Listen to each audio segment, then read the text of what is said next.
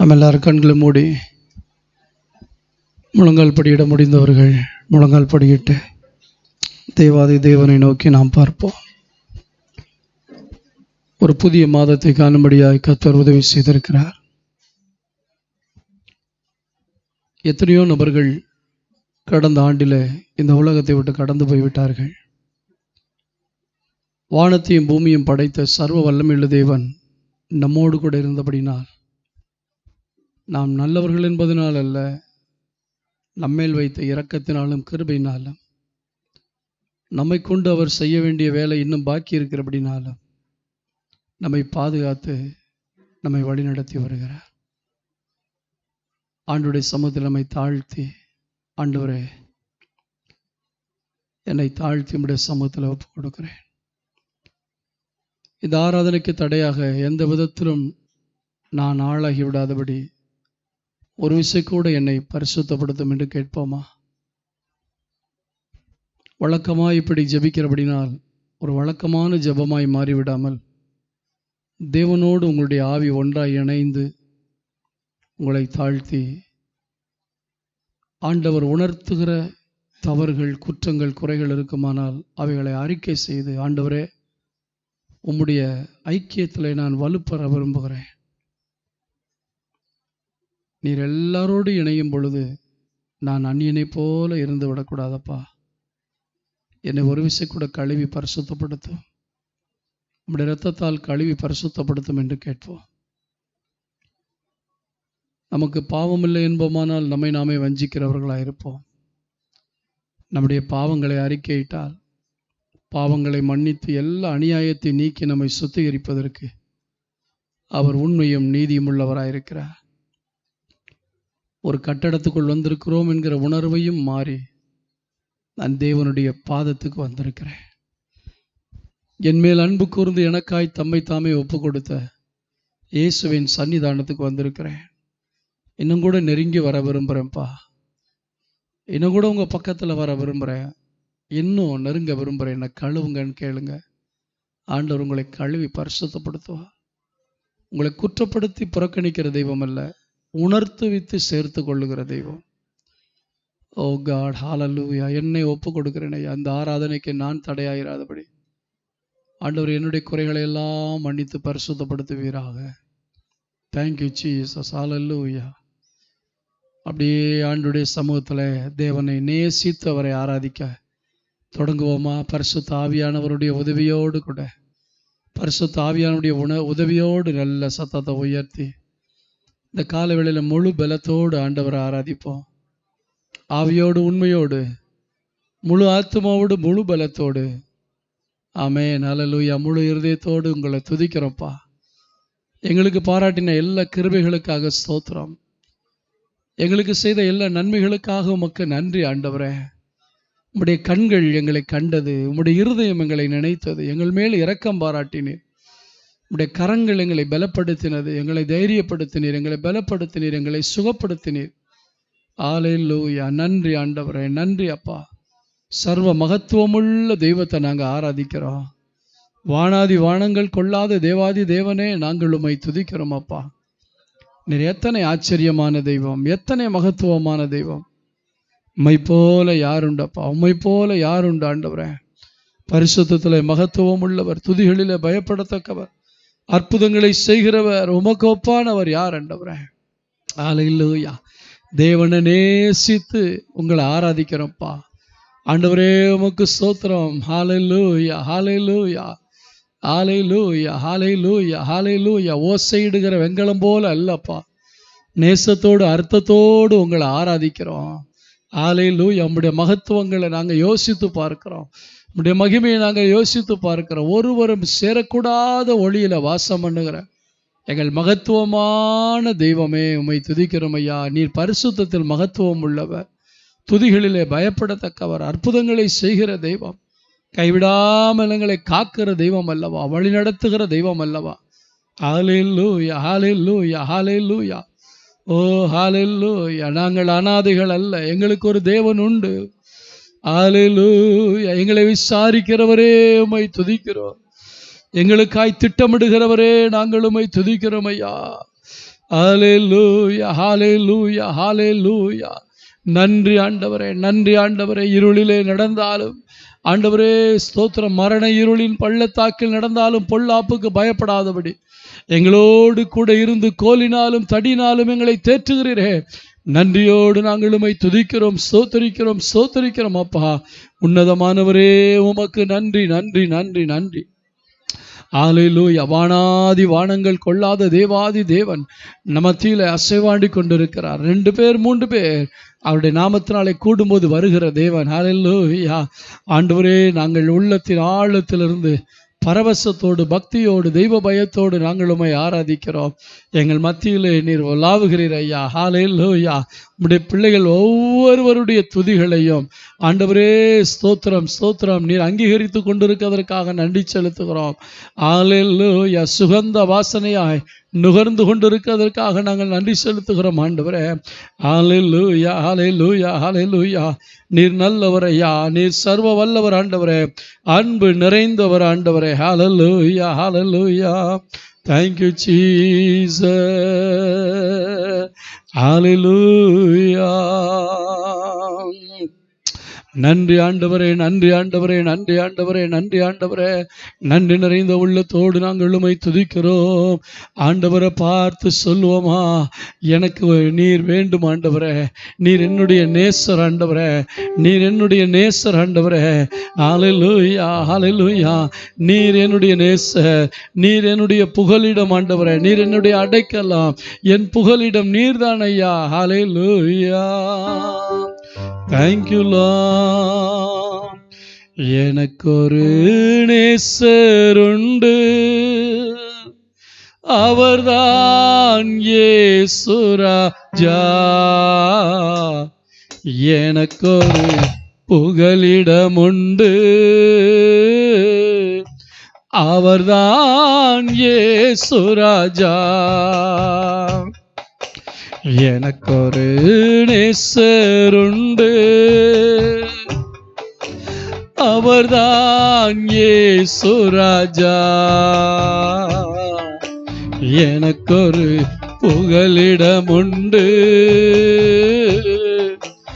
அவர்தான் இயேசு ராஜா. அவர் நல்லவர், சர்வ வல்லவர், அன்பு நிறைந்தவர். அவர் நல்லவர், சர்வ வல்லவர், அன்பு நிறைந்தவர். என் வேதனைகளை அவர் பார்க்கிறார், என் கண்ணீரையும் அவர் காண்கிறார். என்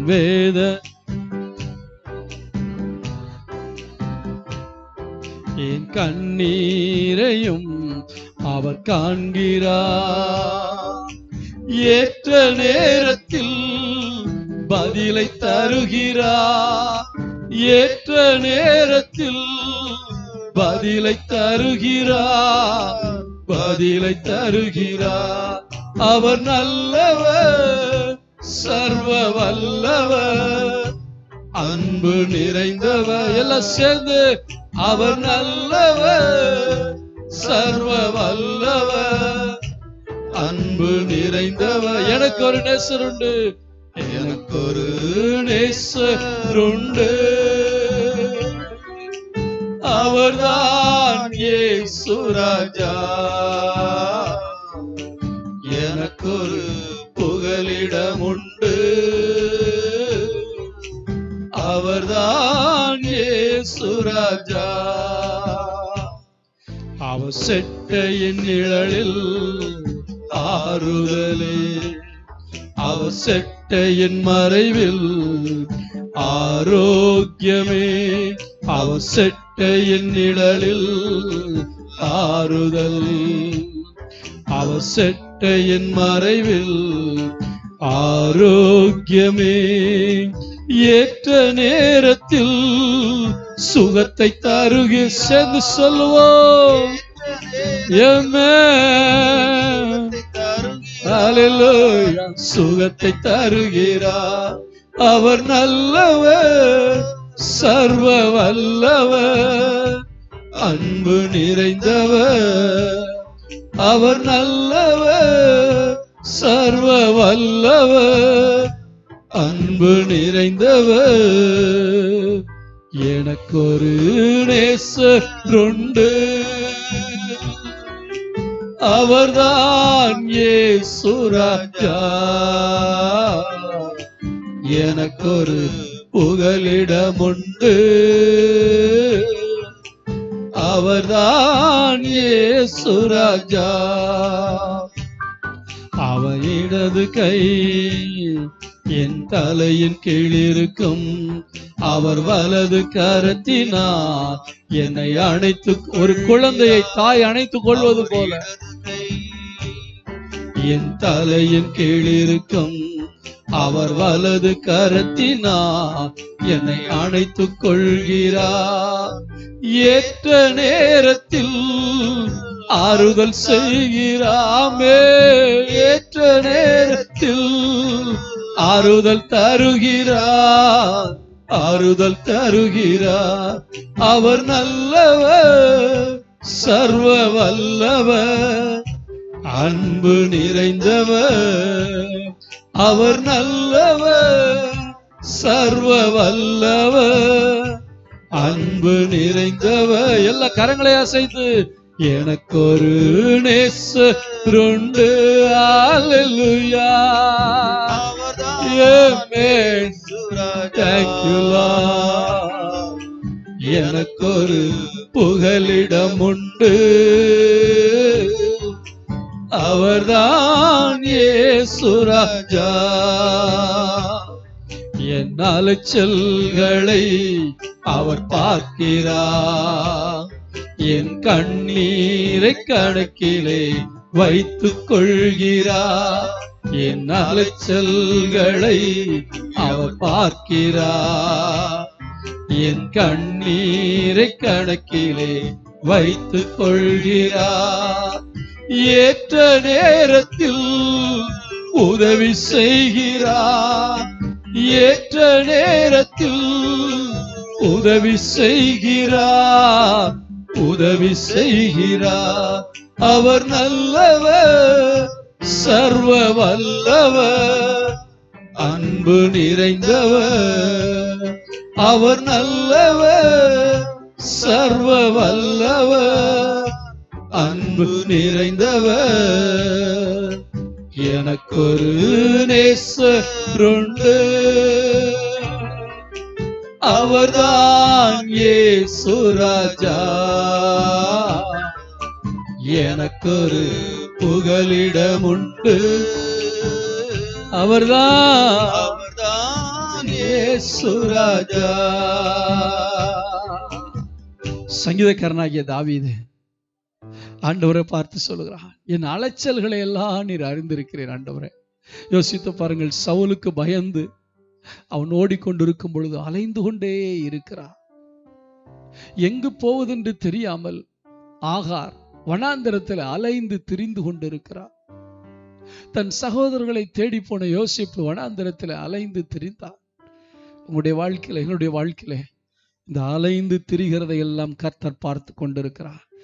என் அலைச்சல்களை எல்லாம் ஆண்டவர் அறிந்திருக்கிறார். என் கண்ணீரை அவர் துருத்தியில வைத்திருக்கிறார். ஏற்ற நேரத்தில் உதவி செய்கிற தேவன். ஒருவேளை இதுவரை நீங்கள் நினைத்த மாதிரி நடக்காமல் இருந்திருக்கலாம், ஆனால் தேவன் ஒரு நேரத்தை வைத்திருக்கிறார். ஏற்ற நேரத்தில் உங்களை உயர்த்துவதற்காக, ஏற்ற நேரத்தில் மழையை பெய்ய பண்ணுவதற்காக, ஏற்ற நேரத்தில் சகாயம் செய்வதற்காக. அல்லேலூயா. எல்லாரும் ஒரு விஷயம் கூட கரங்களை உயர்த்தி, கொஞ்சம் சத்தத்தை உயர்த்தி, அவர் நல்லவர், சர்வ வல்லவர், அன்பு நிறைந்தவர். உள்ளத்தின் ஆழத்திலிருந்து அவர் நல்லவர், சர்வ வல்லவர், அன்பு நிறைந்தவர். எனக்கொரு நேசருண்டு, அவர்தான் இயேசு ராஜா. ஆராதித்துக் கொண்டே பாடுகிறோம் ஐயா. புகலிடமுண்டு. அவர்தான் இயேசு ராஜா. என் வேதனைகளை அவர் பார்க்கிறார், என் கண்ணீரையும் அவர் காண்கிறார். நாம் அனாதைகள் அல்ல, வேதனைகளை அவர் பார்க்கிறார், என் கண்ணீரையும் அவர் காண்கிறார். ஏற்ற நேரத்தில் பதிலை தருகிறார், ஏற்ற நேரத்தில் பதிலை தருகிறார், பதிலை தருகிறார். அவர் நல்லவர், சர்வ வல்லவர், அன்பு நிறைந்தவர். அவர் நல்லவர் சொல்வோம், நீர் வல்லவர் ஐயா நிறைந்தவர். எனக்கொரு நேசருண்டு, அவர்தான் இயேசு ராஜா. எனக்கொரு புகலிடமுண்டு, அவர்தான் இயேசு ராஜா. அவர் செட்டையின் நிழலில் ஆறுதல், அவர் செட்டையின் நிழலில் ஆரோக்கியம். எல்லா பலவீனங்களையும் மாற்றுகிற கர்த்தர், உச்சந்தலை முதல் உள்ளங்கால் வரை இருக்கிறார். எல்லா பலவீனங்களையும் இப்பொழுது அவர் சுகப்படுத்திக் கொண்டிருக்கிறார். ஆரோக்கியமே ஏற்ற நேரத்தில் சுகத்தை தருகிறார், ஏற்ற நேரத்தில் சுகத்தை தருகிறார், சுகத்தை தருகிறார். அவர் நல்லவர், சர்வ வல்லவர், அன்பு நிறைந்த. எத்தனை பேர் சொல்ல முடியும்? அவர் நல்லவர், நல்லவரே, ஓ வல்லவரே, அன்பு நிறைந்தவரே. எனக்கொரு நேசருண்டு, அவர்தான் இயேசு ராஜா. எனக்கொரு புகலிடமுண்டு, அவர்தான் இயேசு ராஜா. அவர் இடது கை என் தலையின் கீழ் இருக்கும், அவர் வலது கரத்தினார் என்னை அணைத்துக் கொள்கிறார். அவர் இடது கை என் தலையின் கீழ் இருக்கும், அவர் வலது கரத்தினார் என்னை அணைத்துக் கொள்கிறார். ஏற்ற நேரத்தில் ஆறுதல் தருகிறார். சொல்வோமா? ஆறுதல் செய்கிறவரே தருகிறார், ஆறுதல் தருகிறார். அவர் நல்லவர், சர்வ வல்லவர், அன்பு நிறைந்தவர். அவர் நல்லவர், சர்வ வல்லவர், அன்பு நிறைந்தவர். எனக்கொரு நேசருண்டு, அவர்தான் இயேசு ராஜா. எனக்கொரு புகலிடமுண்டு, அவர்தான் இயேசு ராஜா. என் அலைச்சல்களை அவர் பார்க்கிறார், என் கண்ணீரை கணக்கிலே வைத்துக் கொள்கிறார். என் அலைச்சல்களை அவர் பார்க்கிறார், என் கண்ணீரை கணக்கிலே வைத்துக் கொள்கிறார். ஏற்ற நேரத்தில் உதவி செய்கிறார், ஏற்ற நேரத்தில் உதவி செய்கிறார், உதவி செய்கிறார். அவர் நல்லவர், சர்வ வல்லவர், அன்பு நிறைந்தவர். அவர் நல்லவர், சர்வ வல்லவர், அன்பு அன்பு நிறைந்தவர், எனக்கொரு நேசருண்டு, அவர்தான் இயேசு ராஜா. எனக்கொரு புகலிடமுண்டு, அவர்தான் இயேசு ராஜா. அப்படியே கரங்களை உயர்த்தி, எத்தனை அன்பு உம்முடைய அன்பு ஆண்டவரே, எவ்வளவு பெரியவர் நீர் ஆண்டவரே. ஹல்லேலூயா. நாங்கள் உங்கள்கிட்ட வந்ததுக்கு அப்புறம் வேற எதுக்காகவும் எங்கேயும் போகணுங்கிற அவசியமே இல்லை. எல்லாவற்றுக்கும் எல்லாமுமா இருக்கிறேன். கரங்களை தட்டி கர்த்தருடைய நாமத்தை மகிமைப்படுத்துவோமா? ஹல்லேலூயா, ஹல்லேலூயா, ஹல்லேலூயா, ஆமென், ஹல்லேலூயா, ஆமென், ஹல்லேலூயா. எல்லாரும் அப்படியே எழுந்து நிற்போம். எழுந்து நின்று சில பாடல்களை பாடி நாம் ஆண்டவரை மகிமைப்படுத்துவோம். ஹல்லேலூயா. ஸ்தோத்திரம். உம்மை நேசிக்கிறேன் இயேசுவே, என் இரட்சகா, என் தேவா. எல்லாரும் சேர்ந்து ஆண்டவரை மகிமைப்படுத்தி பாடுவோம்.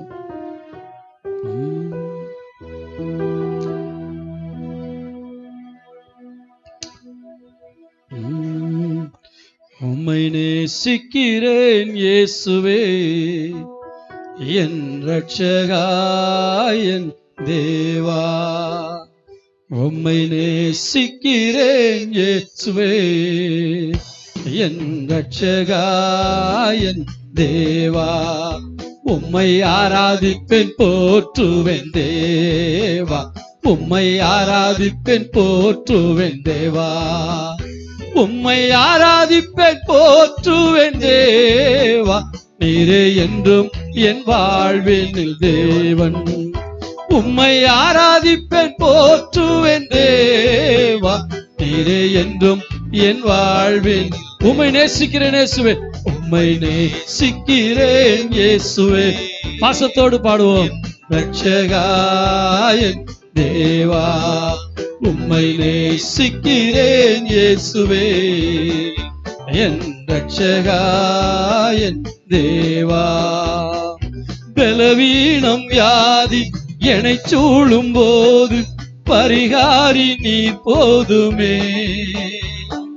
பரிசுத்தர் நீரே பாரில் வந்ததா பாவங்கள் பறந்தோடுதே.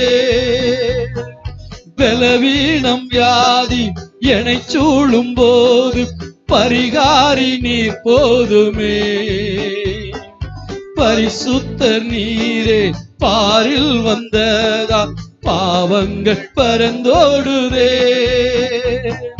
பரலோகில் நான் சேர வழியானீரே, என் இரட்சகா, என் தேவா, என் இரட்சகா, என் தேவா.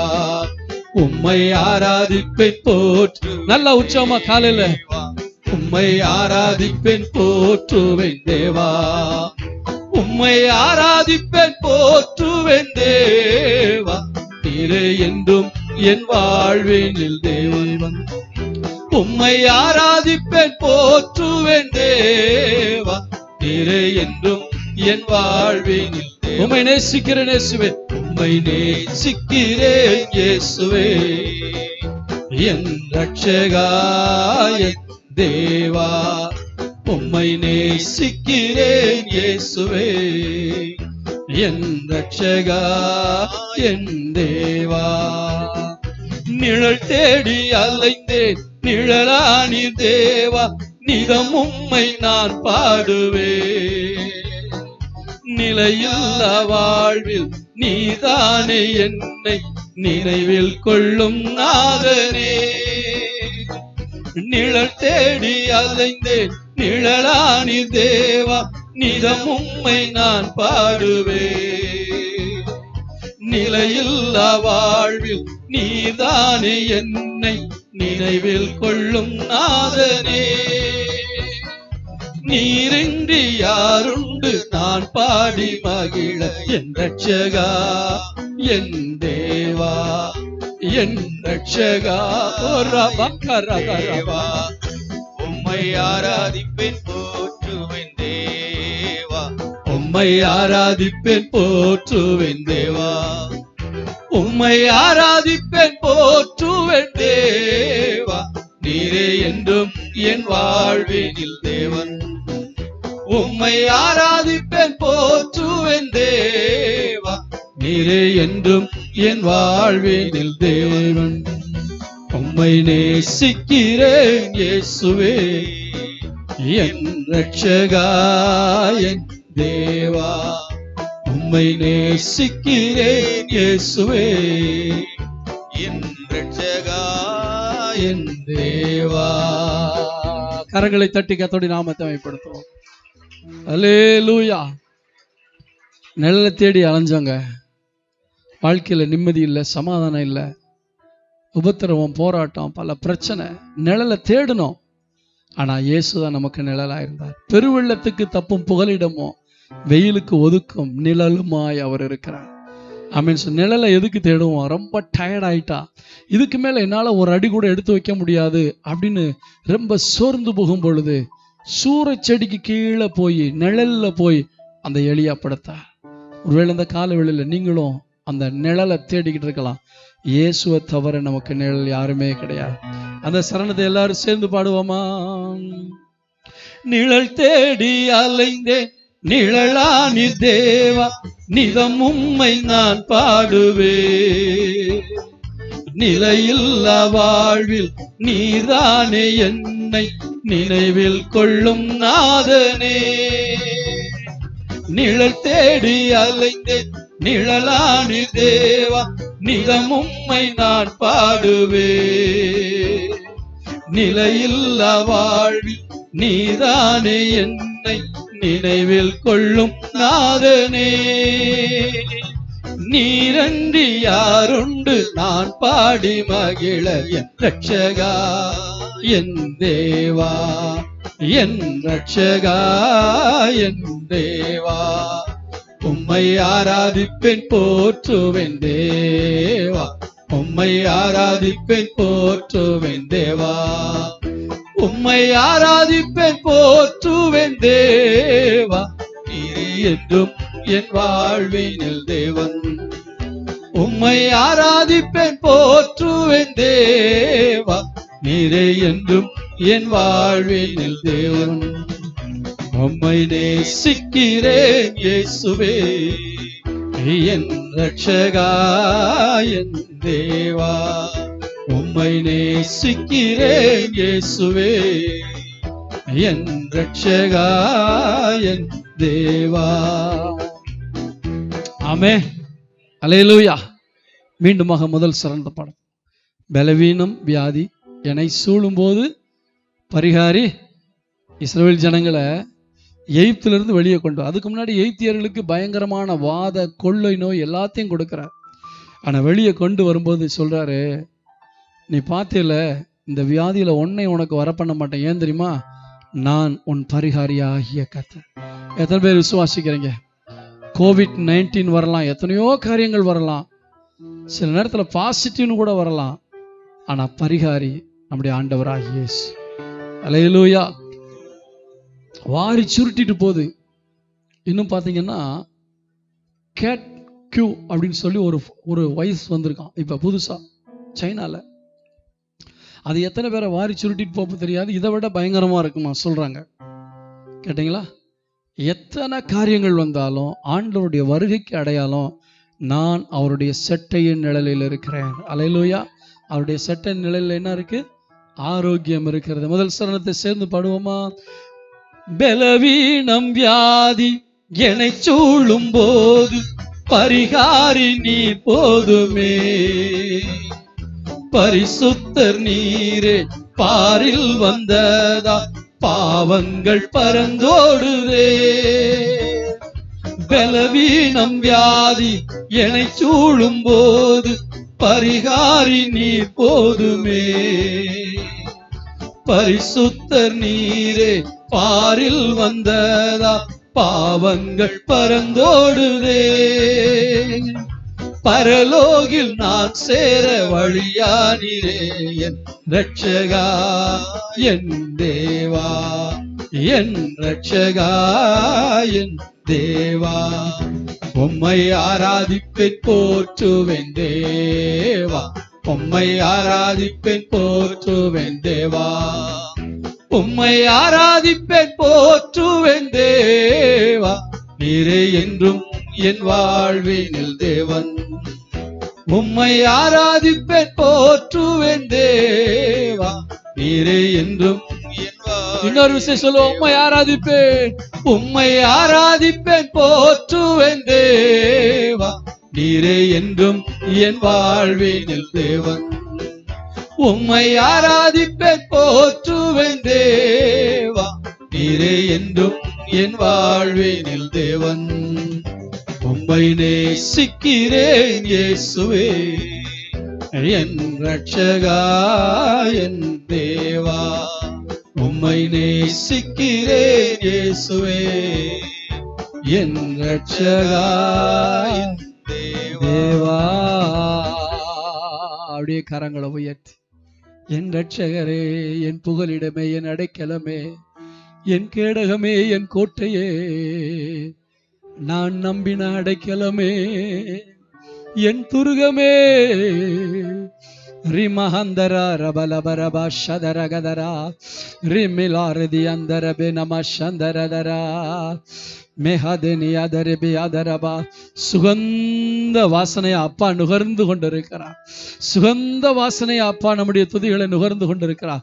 கரங்களை உயர்த்த முடிந்தவர்கள் எல்லாரும் அல்லேலூயா ரிபஹந்தரரரா. அசைவாட்டும் காணிக்கைகளை அவருக்கு செலுத்தி, அசைவாட்டும் காணிக்கைகளை அவருக்கு செலுத்துவோமாக. மேரிதி அந்தர பஹரதரரரவா. தூதர்கள் துதியை பார்க்கிலும் எங்களுடைய துதியை நீர் விரும்புகிறீர் ஐயா. அவர்கள் எல்லாம் பணிவிடையின் ஆவிகள், அவர்கள் துதிப்பதற்காக உண்டாக்கப்பட்டவர்கள். நாங்கள் உம்முடைய பிள்ளைகள் அப்பா.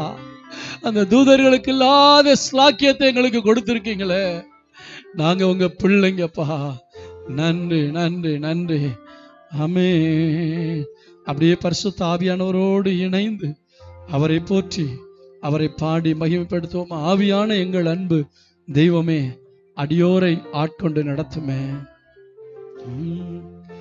ஆவியான எங்கள் அன்பு தெய்வமே, அடியோரை ஆட்கொண்டு நடத்துமே. ஆவியான எங்கள் அன்பு தெய்வமே, அடியோரை ஆட்கொண்டு நடத்துமே. ஆட்கொண்டு எங்களை அனலாக்கும், ஆட்கொண்டு ஜெபத்தை போல பாடுவோம். அன்பினால் இன்று அலங்கரியும், அன்பினால் இன்று அலங்கரியும். ஆவியான எங்கள் அன்பு தெய்வமே, அடியோரை ஆட்கொண்டு நடத்துமே. ஆவியான எங்கள் அன்பு தெய்வமே, அடியோரை ஆட்கொண்டு நடத்துமே. ஜெபிக்க வைக்கும் எங்கள் ஜெப வீரரே, துதிக்க தூண்டும் துணையாளரே. ஜெபிக்க வைக்கும் எங்கள் ஜெப வீரரே, துதிக்க தூண்டும் துணையாளரே. சாத்தானின் சகல தந்திரங்களை தகத்தெறிய வாருமையா. சாத்தானின் சகல தந்திரங்களை தகத்தெறிய வாருமையா. ஆட்கொண்டு எங்களை அனலாக்கு சொல்வோம். அன்பினால் இன்று அலங்கரியும், அன்பினால் இன்று அலங்கரியும். ஆவியான எங்கள் அன்பு தெய்வமே, அடியோரை ஆட்கொண்டு நடத்துமே. ஆவியான எங்கள் அன்பு தெய்வமே, அடியோரை ஆட்கொண்டு நடத்துமே. சாவுக்கேதுவான எங்கள் சரீரங்களை உயிர் பெறச் செய்பவரே. சாவுக்கேதுவான எங்கள் சரீரங்களை உயிர் பெறச் செய்பவரே. சரீரங்களின் தீய செயல்களையே சாகடிக்க வாரும் ஐயா. ஒரு ஜெபமா பாடுங்க. சாகங்கள் தீய செயல்களையே சாகடிக்க வாரும் ஐயா. ஆட்கொண்டு எங்களை ஆட்கொண்டு எங்களை அனலாக்கும் அன்பினால் என்று அலங்கரியும், அன்பினால் என்று அலங்கரியும் ஆவியான எங்கள் அன்பு தெய்வமே. அடியோரை ஆட்கொண்டு நடத்துமே, ஆவியான எங்கள் அன்பு தெய்வமே. அடியோரை ஆட்கொண்டு நடத்துமே. பலனில்லாத நேரங்களில் உதவிடும் துணையாளரே சொல்வோம். பலனில்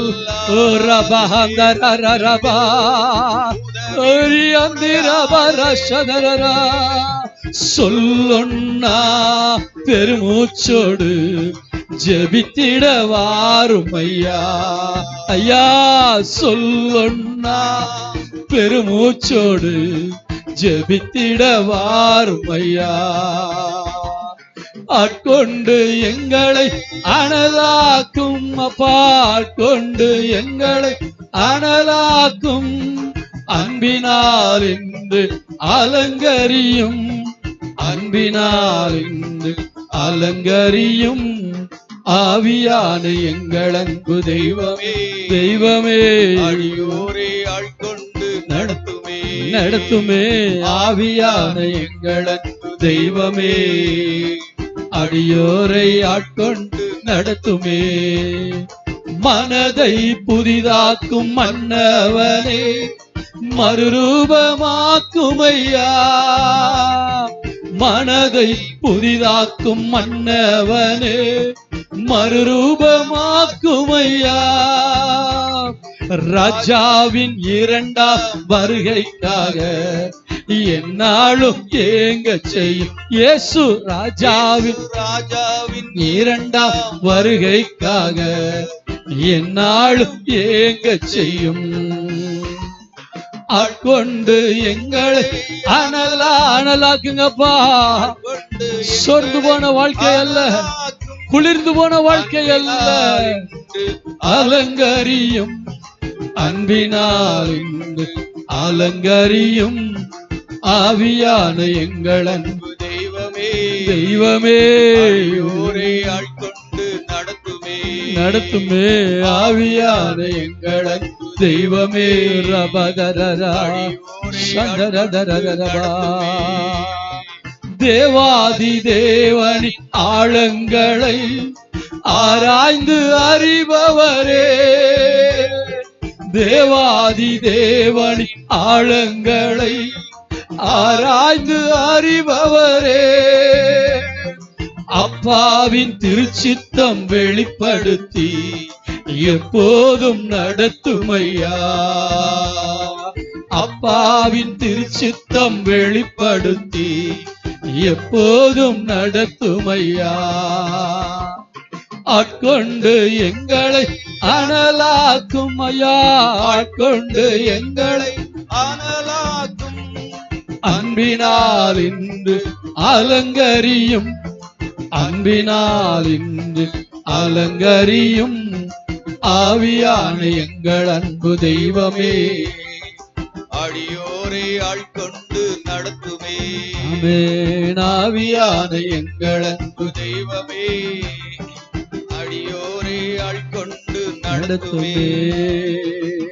அப்படியே கரங்களை உயர்த்தி ஆவியானவர்கிட்ட அர்ப்பணிச்சு என்னை அனலாக்குங்க ஆண்டவரே. ஏதோ சில காரணத்தினால அங்கங்க நான் சோர்ந்து போய் வந்திருந்தா, குளிர்ந்து போய் வந்திருந்தா, பிசாசு என்னை ஜெயிச்சிடக்கூடாது, பிசாசுக்கு நான் இடம் கொடுத்துடக்கூடாதுப்பா. எத்தனை பேர் அப்படி ஆவியானவர்கிட்ட உதவியை கேட்க போறீங்க? பலனில்லாத நேரங்கள்ல உதவக்கூடிய துணையாளர் அவர் தான். ஹalleluya. அப்படியே கேளுங்க, அப்படியே கேளுங்க. ஆண்டவரை என்ன அனல் முட்டுங்கப்பா, நான் வந்த வண்ணமாக போகக்கூடாது. அந்த சர்ச்சுக்குள்ளே வந்துட்டு அப்படியே போகக்கூடாது. ஆவியானவர் இந்த இடத்துல நிரப்பிக்கொண்டு என் பாத்திரம் நிரம்பி வழியுது. அந்த அனுபவத்தை எனக்கு தாங்க ஆண்டவரே. ஹல்லேலூயா. ரிங்கா திக்கா பஷீதோ ரதரபல. யாராவது அபிஷேகம் பெறாமல் இருந்தீங்கன்னா ஆவியானவரை கூப்பிடுங்க. ஆவியானவரே, எனக்கு உம்முடைய நிறைவு தேவை, என்ன அபிஷேகம் பண்ணுங்கன்னு கேளுங்க. நான் வந்து உங்க தலையில கையை வைக்கணுங்கிற அவசியமே இல்லை. தாகம் உள்ளவன் மேல் தண்ணீரை ஊற்றுகிறவர் பரலோகத்தில் இருக்கிறார். நீங்கள் தாகத்தோடு என்னை நிரப்பும் என்று கேட்கும் பொழுது, இதோ இந்த நேரத்தில் அந்த ஆவியானவருடைய அபிஷேகம் உங்கள் மேல் வந்து ஒவ்வொருவரையும் பலன் கொள்ள செய்ய போகிறது. பலபா. அபிஷேகம் பெற்ற தேவ பிள்ளைகள் நல்ல அந்நிய பாஷைகளில் பேசி, பரலோக பாஷைகளில் பேசி, ஓ ஹல்லேலூயா, சத்துரு வெட்கப்படும்படியாக, பிதா மகிமைப்படும்படியாக, நம்முடைய ஆத்துமா கொழுந்து விட்டு எரியும்படியாக,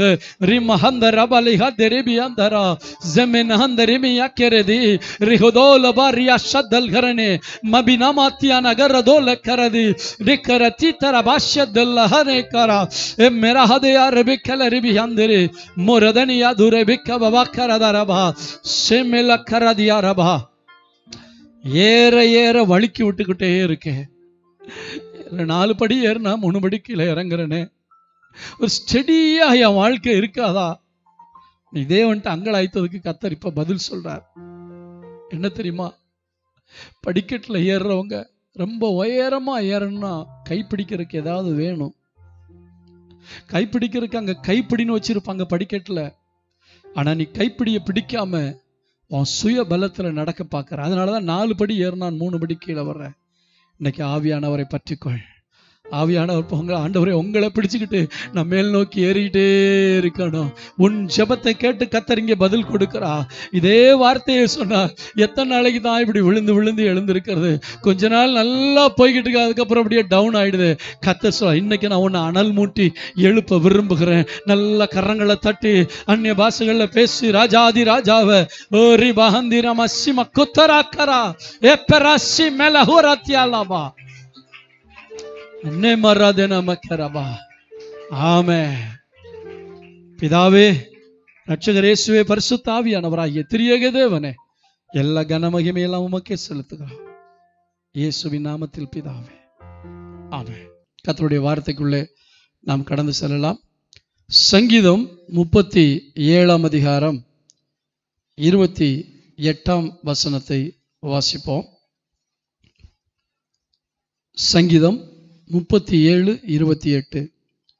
கர்த்தர் நியாயத்தை விரும்புகிறவர், அவர் தமது பரிசுத்தவான்களை கைவிடுவதில்லை, அவர்கள் என்றைக்கும் காக்கப்படுவார்கள். துன்மார்க்கருடைய சந்ததியோ அறுப்புண்டு போம். ஆண்டவர் தம்முடைய ஜனங்களை எவ்வளவு பாதுகாக்கிறவர் என்பதை அந்த இடத்துல சொல்லுகிறார். தமது பரிசுத்தவான்கள் என்று ஆண்டவர் உரிமை பாராட்டுகிறார். 1ஆம் தேதி இதை குறித்து உங்களுக்கு சுருக்கமா ஒரு 10 நிமிஷத்தில் நான் உங்களுக்கு செய்தி கொடுத்தேன். அதே செய்தியை சற்று விரிவாக இன்னும் அதிகமாக நாம் பார்க்க போகிறோம். இந்த கடைசி நாட்களில் பிசாசு எதில் கவனமாக இருக்கான்னா, ஜனங்கள் பரிசுத்தத்தில் கவனம் செலுத்திடக்கூடாது. வேற எல்லாத்துலையும் கவனம் செலுத்தலாம், பரிசுத்தத்தில் மட்டும் இவங்க கவனம் செலுத்திட்டாங்கன்னா இவங்க வாழ்க்கை மாறிடும். அப்புறம் தேவன் இவங்களை பாதுகாப்பார், தேவன் இவங்களை ஆசீர்வதிப்பார், தேவன் இவங்களை உயர்த்துவார். இதெல்லாம் தெரிந்து பரிசுத்தமாகாமல் உங்களை பணக்காரனாக்குறதுக்கு அவன் 1 நம்பரில் ரெடியாக இருப்பான். ஆனால் ஆண்டவர் எதில் கவனம் உள்ளவராக இருக்கிறார்? நம்மை பரிசுத்தவான்களாய் மாற்றுவதற்காக.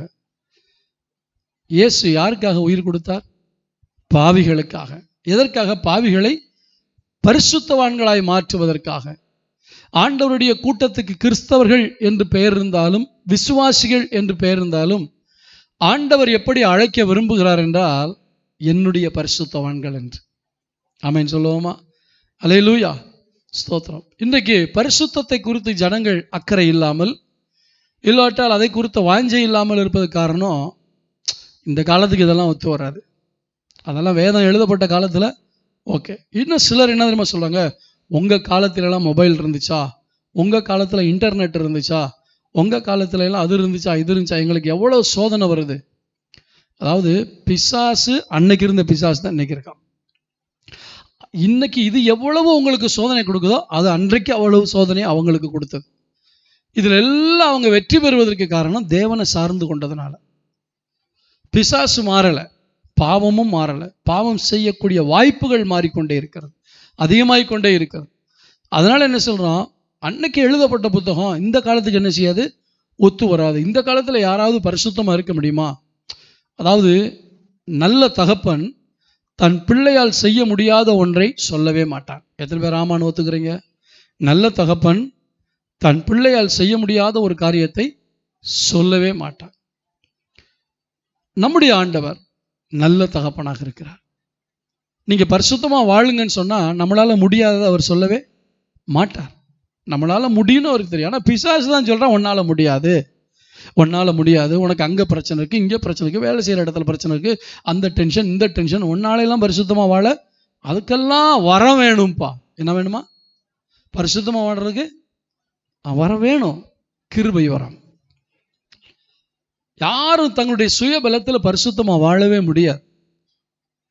எவ்வளவு பெரிய பரிசுத்தவான்களும் தேவ தயவுல தான் நின்னாங்க. கர்த்தருக்கு ஸ்தோத்திரம். பரிசுத்தவான்கள் என்று தேவன் நம்மை அழைக்கிறார். வில்லியம் மெக்டானல்ட்ஸ் என்று சொல்லக்கூடிய ஊழியக்காரர் சொல்கிறார், கிறிஸ்துவை போல காணப்படுவதை காட்டிலும் ஒரு விசுவாசி விரும்பத்தக்க மேலான வாஞ்சை வேறொன்றுமில்லை. ஆண்டவரை போல மாறணுங்கிற வாஞ்சையை விட அதை விட பெரிய வாஞ்சை ஒரு விசுவாசிக்கு இருக்கக்கூடாதுங்கிறார். ஆண்டவருடைய பரிசுத்த நாமத்துக்கு ஸ்தோத்திரம் உண்டாதாக. யோவான் 14:9 ஆண்டவர் சொல்கிறார், பிலிப்புவை பார்த்து சொல்ல, பிலிப்புவே, இவ்வளோ காலம் நான் உன் கூட இருந்தோம், நீ என்னை அறியலையா? பிதாவை காட்டுன்னு எப்படிப்பா சொல்ற? என்னை கண்டவன் பிதாவை கண்டான் என்று சொல்லுகிறார். அப்ப பிதாவை பிரதிபலிக்கக்கூடியவராக இயேசு இந்த உலகத்தில் வாழ்ந்தார். பிதாவின் தற்சொரூபமாக அவர் இந்த பூமியில வாழ்ந்தார். பிதாவை அப்படியே ரிஃப்ளெக்ட் பண்றார்.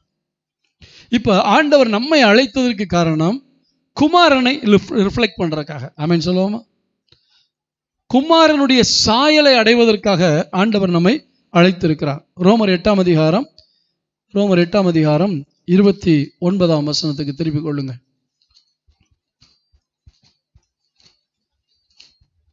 ரோமர் 8:29 ஆண்டவர் என்ன சொல்கிறார்? தம்முடைய குமாரன் அநேக சகோதரருக்குள்ளே முதற் பேரானவராயிருக்கும் பொருட்டு தேவன் எவர்களை முன்னறிந்தாரோ அவர்களை தமது குமாரனுடைய சாயலுக்கு ஒப்பாயிருப்பதற்கு முன்குறித்திருக்கிறார். குமாரனுடைய சாயல் என்ன? பரிசுத்தம். இயேசு வாழ்ந்தபோது இந்த பூமியில சவால் விட்டார், என்னிடத்தில் பாவம் உண்டு என்று உங்கள் யார் என்னை குற்றப்படுத்தக்கூடும் என்று. அப்படின்னா என்ன அர்த்தம்? அவர் பரிசுத்தமாயிருந்தார். அப்போஸ்தலர்கள் ஜெபிக்கும் பொழுது பிதாட்ட எப்படி சொல்லி ஜெபிக்கிறாங்க? உம்முடைய பிள்ளையாகிய இயேசுன்னு ஜெபிக்கல, உம்முடைய பரிசுத்த பிள்ளையாகிய இயேசு. அல்லேலூயா. அப்ப பிதா பரிசுத்தம் உள்ளவர். நான் பரிசுத்தர் ஆகையால் நீங்களும் பரிசுத்தராயிருங்கள் என்று லேவியராமத்தில் ஆண்டவர் சொன்னார். பிதாவாகிய தேவன் சொல்லுகிறார். கிறிஸ்து என்னை பின்பற்றுங்கள் என்று சொல்லுகிறார். பல காரியங்களில் அவரை பின்பற்ற சொல்றார். சீஷருடைய காலை கழுவிட்டு சொல்றாரு, நான் உங்களுக்கு குருவா இருக்கிறது உண்மைன்னா நானே இதை செஞ்சா நீங்கள் என்ன செய்யணும்? இதை செய்யணும். நீங்கள் என்னை பின்பற்றும்படிக்கு நான் உங்களுக்கு மாதிரியை செய்து காண்பித்தேன்கிறார். இப்போ அவரை போல வாழ்றதுக்கு நம்மளை அழைச்சிருக்காரு. ஆனால் துரதிர்ஷ்டவசமா எல்லாரும் என்ன செய்யறாங்க தெரியுமா? எவன் தப்பு பண்றானோ அவனை பார்த்து பிடிச்சிக்கிறாங்க. அவங்கெல்லாம் தப்பு பண்ணலையா, இவங்கெல்லாம் தப்பு பண்ணலையா? பாவியோடு நம்மை அடையாளப்படுத்தாமல் பரிசுத்தரோடு நம்மை அடையாளப்படுத்துவோமானா நம்மளால வளர முடியும். எவன் எப்படியோ செஞ்சுட்டு போறான், யார் எப்படியோ போயிட்டு போறாங்க. அவங்க அந்த ஊழியக்காரன் சரியில்லை, இந்த ஊழியக்காரன் சரியில்லை, அந்த விசுவாசி சரியில்லை, பக்கத்து வீட்டுக்காரங்க சரியில்லை, இவங்க சரியில்லை, அவங்க சரியில்லைன்னு பார்க்குற வரைக்கும் நமக்குள்ள பரிசுத்த வாஞ்சை வரவே வராது. நீங்கள் பார்க்க வேண்டியது யாரை பார்த்து ஓடணும்னு பைபிளில் போட்டிருக்கு. எபிரேயர் 12:2 என்ன போட்டிருக்கு? கிறிஸ்துவை நோக்கி ஓட கடவோம். அதாவது 11ஆம் அதிகாரம் முழுசு நிறைய திரளான மேகம் போன்ற சாட்சிகளை சொல்றாரு. இவ்வளவு சாட்சிகள் இருந்தாலும் இவங்களை நோக்கி ஓடிடாத. இவங்கெல்லாம் உனக்கு முன்மாதிரியா ஓடி வர்றதுக்கு ஒரு உற்சாகத்தை கொடுக்குறாங்க. ஆனால் நீ பார்த்து ஓட வேண்டியது கர்த்தராகிய இயேசு கிறிஸ்து. ஏனென்றால் அவர் மட்டும்தான் பரிசுத்தம் உள்ள தெய்வம். அவரை போல மாறுவதற்கு கர்த்தர் நம்மை அழைத்திருக்கிறார். இயேசு கிறிஸ்துவை நம்முடைய வாழ்க்கையில் வெளிப்படுத்தி காட்டவே நம்ம என்ன செய்திருக்கிறார்? அழைத்திருக்கிறார். ஒரு விசை திபெத் பகுதியில் சாது சுந்தர் சிங் அவர்கள் ஊழியம் செய்ய போகும் பொழுது வீடு வீடாக போய் சுவிசேஷம் சொல்லி கொண்டிருந்தார். ஒரு விஷயம், ஒரு வீட்டுக்குள்ளே போகும்பொழுது அந்த பிள்ளை கதவை திறந்து பார்த்து விட்டு வீட்டுக்குள்ளே அந்த அம்மாவை கூப்பிட்டான். அம்மா, இயேசு நம்ம வீட்டுக்கு வந்துட்டார் அப்படின்னு சொன்னான். ஏன்னா அவருடைய முகத்தில் காணப்பட்ட அந்த அருள், கண்களிலே காணப்பட்ட அந்த இரக்கம், முகத்தில் காணப்பட்ட அந்த சாந்தம், அப்படியே பிரதிபலிச்சது. நம்ம அப்படி வேஷம் போட்டு பார்க்கலாம், ஆனால் என்ன செய்யாத ஊர்க்குருவி பருந்தாக முடியாதுங்கிற மாதிரி நம்ம சுய பலத்தில் பரிசுத்தவான்களை போல நடக்க கற்றுக்கிட்டோம்னா அதான் இருக்கிறதுலே ஆபத்து. உள்ளதை உள்ளதென்றும் இல்லதை இல்லதென்று சொல்லவும். நான் பரிசுத்தவானாகும்படி அழைக்கப்பட்டிருக்கிறேன், ஆனால் பரிசுத்தவான் என்று பெயரிடப்பட்டிருக்கிறேன். ஏற்கனவே உங்களுக்கு நான் இதை சொல்லியிருக்கிறேன். 1 கொரிந்தியர் 1ஆம் அதிகாரம் 2ஆம் வசனத்தை யாராவது சத்தமாக வாசிக்கலாம்? 1 கொரிந்தியர் 1ஆம் அதிகாரம் 2ஆம் வசனம்.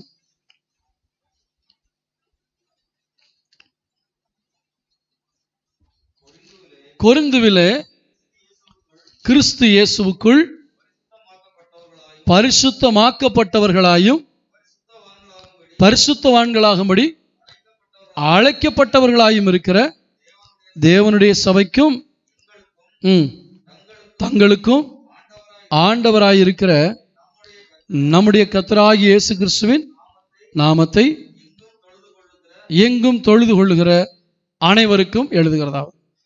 பரிசுத்தமாக்கப்பட்டவர்களாயும் பரிசுத்தவான்களாகும்படி அழைக்கப்பட்டவர்களாயும். இயேசு கிறிஸ்துவிட்ட வந்து நான் ஏன் உங்களுக்கு ஏற்கனவே 1ஆம் தேதி சொன்னதை திரும்ப சொல்கிறேன்னா, எல்லாரும் அந்த மெசேஜை பார்க்கறதில்ல, குரூப்பில் போடுறத.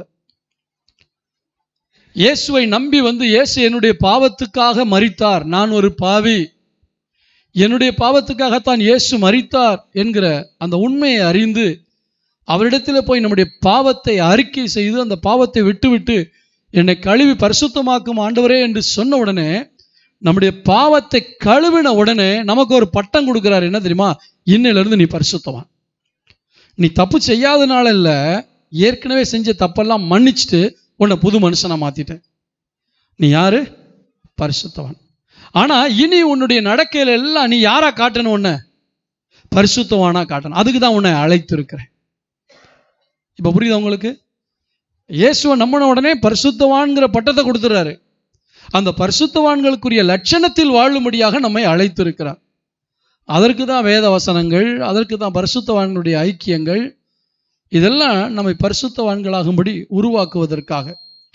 தேவனுக்காக அதிகமாக பயன்படுறவங்க, பிரபலமான ஊழியங்க, இவங்கெல்லாம் எப்படி இருக்கிறாங்களோ அவங்கள போல மாறணுங்கிற ஒரு வாஞ்சை நமக்குள்ள வருது இல்லையா?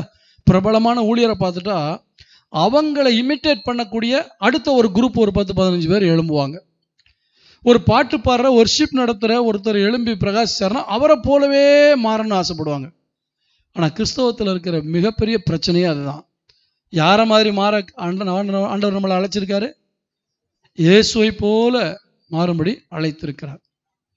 இயேசுவை போல எல்லா விதங்களும். இயேசு பிரசங்கம் பண்ணும்போது எப்படி பிரசங்கம் பண்ணாரு? அடுக்கு மொழியில் பிரசங்கம் பண்ணாரா? அந்த ஜனங்களுக்கு ஏற்ற மாதிரி, புரிகிற மாதிரி. நான் என்னுடைய தமிழ் புழமையை வெளிப்படுத்துறதுக்கு நான் பிரசங்கம் பண்ணேன்னா ஆச்சரியமாக கேட்பேங்க, ஒன்றுமே புரியாது. கேட்டிங்களா? ஒன்றுமே புரியாது. ஆனால் இயேசு மீன் பிடிக்கிறவங்ககிட்ட போகும்பொழுது பரலோக ராஜ்யத்தை மீன் விலைக்கு ஒப்பிட்டு சொல்கிறார். விவசாயிகிட்ட போகும்பொழுது நிலத்தை பற்றி பேசுகிறார். சகோதரிகள்லாம் உட்காந்துருக்கும் போது அவங்களுக்கு மாவுன்னா நல்லா தெரியும், புளித்த மாவை பற்றி பேசுகிறார். யாருக்கு எங்கே என்ன சொல்லணுமோ அவங்களுக்கு விளங்குற மாதிரி ஆண்டவர் சொன்னார். இப்போ பிரசங்கம் பண்ணுறதில்ல, அன்பு காட்டுறதில்ல, அடுத்தவங்களை மன்னிக்கிறதில்ல, ஏற்றுக்கொள்றதில்ல, வாழ்கிறதில்ல, எல்லாத்துலையும் யார் தான் நமக்கு முன்மாதிரி? ஆண்டவராய் இயேசு கிறிஸ்து. அந்த இயேசுவை பின்தொடர்ந்து வருவதற்கு தான் அடிச்சுவடுகளை அவர் நமக்காக வைத்திருக்கிறார். கர்த்தருக்கு ஸ்தோத்திரம் உண்டாதாக. அதாவது ஒரு காரியத்தை நான் யோசிச்சு பார்த்தேன், அதை எழுதியிருக்கேன். இலக்கண பிள்ளையோடு ஒருவன் பேசும்போது நல்லா இங்கிலீஷில் பேசுகிற மாதிரி பேசுகிறான், ஆனால் ஃபுல்லாக தப்பாக இலக்கண பிள்ளையில் பேசுகிறான். நீ எந்த ஸ்கூல்லடா படித்தேன்னு கேட்டால் ரொம்ப சூப்பரான ஒரு ஸ்கூலை சொல்கிறான். அது யாருக்கு கேவலம்? பேட்டி எடுக்கிறாங்கன்னு வச்சுங்க, ஒரு பேட்டி எடுக்கிறாங்க டிவியில், அவர் இங்கிலீஷ்லேயே அடிச்சு விடுறாரு, ஆனால் ஏகப்பட்ட குளறு, கிராமர் மிஸ்டேக் நிறையா இருக்குது. இடையில இவர் கேட்குற எந்த ஸ்கூலில் படிச்சோ, நான் அந்த சென்ட் மேரிஸில் படித்தேன் அப்படி இப்படிங்கிறாரு. அந்த ஸ்கூலில் இருக்கவங்களுக்கு கேவலமாக தெரியும், என் பேரை கெடுக்கிற காடை அப்படி வந்திருக்கேன்ட்டு. நம்ம வாழ்க்கையில் அப்படி தான். கிறிஸ்தவர்கள் என்று சொல்லுகிறோம், யாருடைய பேரை கெடுத்துக்கிட்டு இருக்கோம்? கிறிஸ்துவனுடைய பேர். அப்போ அவருக்கு எவ்வளவு கஷ்டமாக இருக்கும். என் பேரை சொல்லிட்டு நீ இப்படி வாழ்கிறியே, சர்ச்சுக்கு பேரே போகிறேன்னு சொல்லிட்டு இப்படி வாழ்கிறியே, பைபிளை தூக்கிட்டு நீ இப்படி வாழ்கிறியே. யாருக்கு வேதனை இருக்கோ இல்லையோ, உங்களை அழைச்சவருக்கு வேதனை இருக்கும். எனவேதான் என்ன பிரதிபலிப்பதற்காக உன்னை நான் அழைத்திருக்கிறேன் என்று கர்த்தர் சொல்லுகிறார். கர்த்தருக்கு ஸ்தோத்திரம் உண்டாக. ஒரு காரியத்தை நான் இன்னைக்கு உங்களுக்கு முக்கியமாக சொல்ல விரும்புகிற ஒரு காரியம் என்னவென்றால், ஆண்டவர் அவரை போல மாறுவதற்கு நம்மை அழைத்திருக்கிறார் என்றால் அவரை போல நம்மால் மாற முடியும் என்று அவருக்கு தெரியும். அதனால தான் அப்படி கூப்பிட்றார். பேதுரு எழுதும்போது என்ன சொல்கிறார்? உங்களை அழைக்கிறவர் பரிசுத்தம் உள்ளவர், ஆகையால் உங்கள் நடக்கைகள் எல்லாவற்றிலும் நீங்கள் பரிசுத்தமாயிருங்கள். நான் பரிசுத்தர், ஆகையால் நீங்களும் பரிசுத்தராயிருங்கள் என்று எழுதியிருக்கிறது என்று லேவியராகமம் 11ஆம் அதிகாரத்தில் சொல்லப்பட்ட வார்த்தையை ஞாபகப்படுத்துகிறார். அப்போ கிறிஸ்தவர்கள் என்றால் கிறிஸ்துவை போன்றவர்கள். ஒரு விஷயம், ரொம்ப கொலப்படி பண்ணிக்கிட்டு இருந்த ஒரு சோல்ஜர், ஒரு போர் வீரனை அலெக்சாண்டர்கிட்ட கூட்டு வந்தாங்களாம். அந்த அலெக்சாண்டருடைய படையில் ஒருத்தன் ரொம்ப சேட்டை பண்ணிக்கிட்டு கீழ்ப்படியாமல் ஏடாகூடமாக நடந்துக்கிட்டே இருந்திருக்கான். அவனை நேர அலெக்சாண்டர்கிட்ட கூட்டு வந்துட்டாங்க. இவன் ஒன்று சொன்னாலும் கேட்க மாட்டேங்கிறான், இஷ்டத்துக்கு இருக்கான், நம்ம சட்டத்திட்டத்துக்கு கீழ்ப்படுகிறது இல்லை. உடனே அலெக்சாண்டர் கேட்டாரான், உன் பேர் என்னடா அப்படின்னாரான். அலெக்சாண்டர் அப்படின்னானா. இவருக்கு தூக்கி வாரி போட்டுச்சான். ஒன்று பேரை மாற்று, இல்லாட்டி ஒன்று அடக்கைய மாற்று. அலெக்சாண்டருங்கிற பேரை வச்சுக்கிட்டு இப்படி இருக்கேடான்ட்டு. ஏன்னா அவர் பேர் மகா அலெக்சாண்டர்.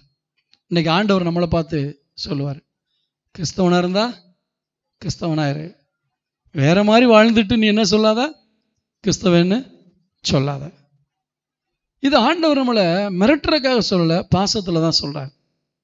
அல்லேலூயா சொல்லுவோமா? கிறிஸ்துவை பறைசாற்றக்கூடியவர்கள் ஏராளம், ஆனால் இயேசுவை பின்பற்றக்கூடியவர்கள் சிலர் தான் இருக்கிறார்கள்.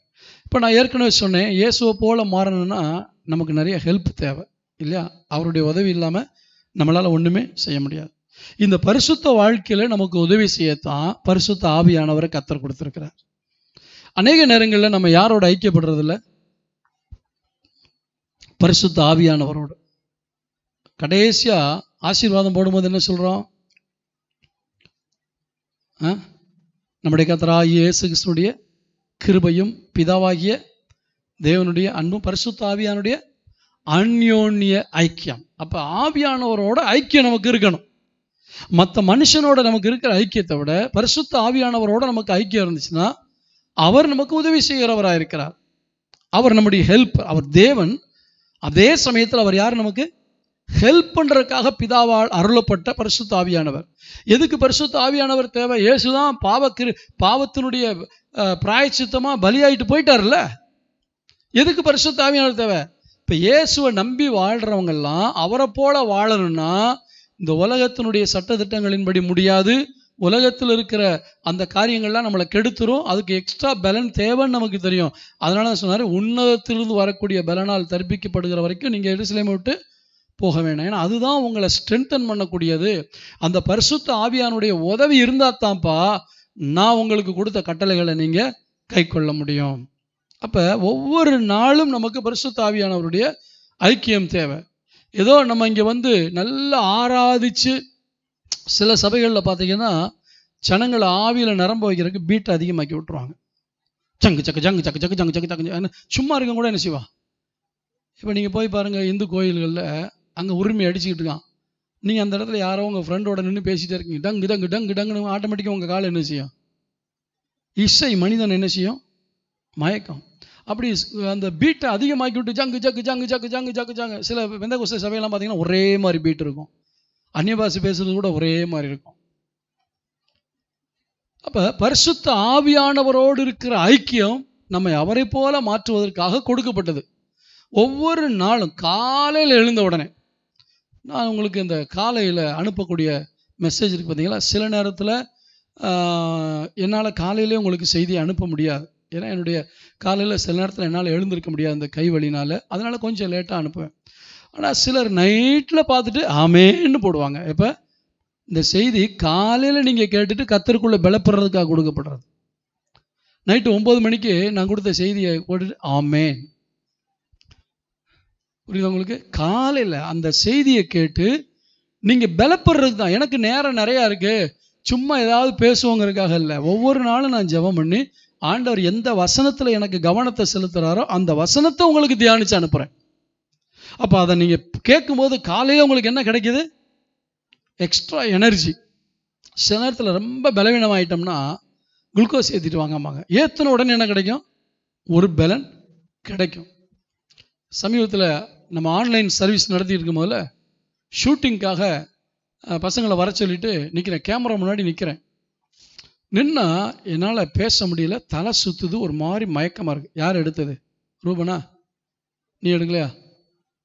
வேறு யாரும் எடுத்தாங்க. அப்படியே ரொம்ப மயக்கமாக வர்ற மாதிரி இருந்துச்சு. உடனே சொல்லிட்டேன், இப்போ என்னால் பேச முடியாது, என்னால் முடியலை, மயக்கம் வருதுன்ட்டு போய் படுத்துட்டேன். ஒரு 2 நிமிஷம் கழித்து சிஸ்டர் ஏதோ கொண்டு வந்து கொடுத்தாங்க, குடித்தேன். ஒரு 2 செகண்டில் எழுந்திரிச்சிட்டேன். எந்திரிச்சு தெம்பா வந்து 3/4 மணி நேரம் பிரசங்கம் பண்ணிட்டேன்.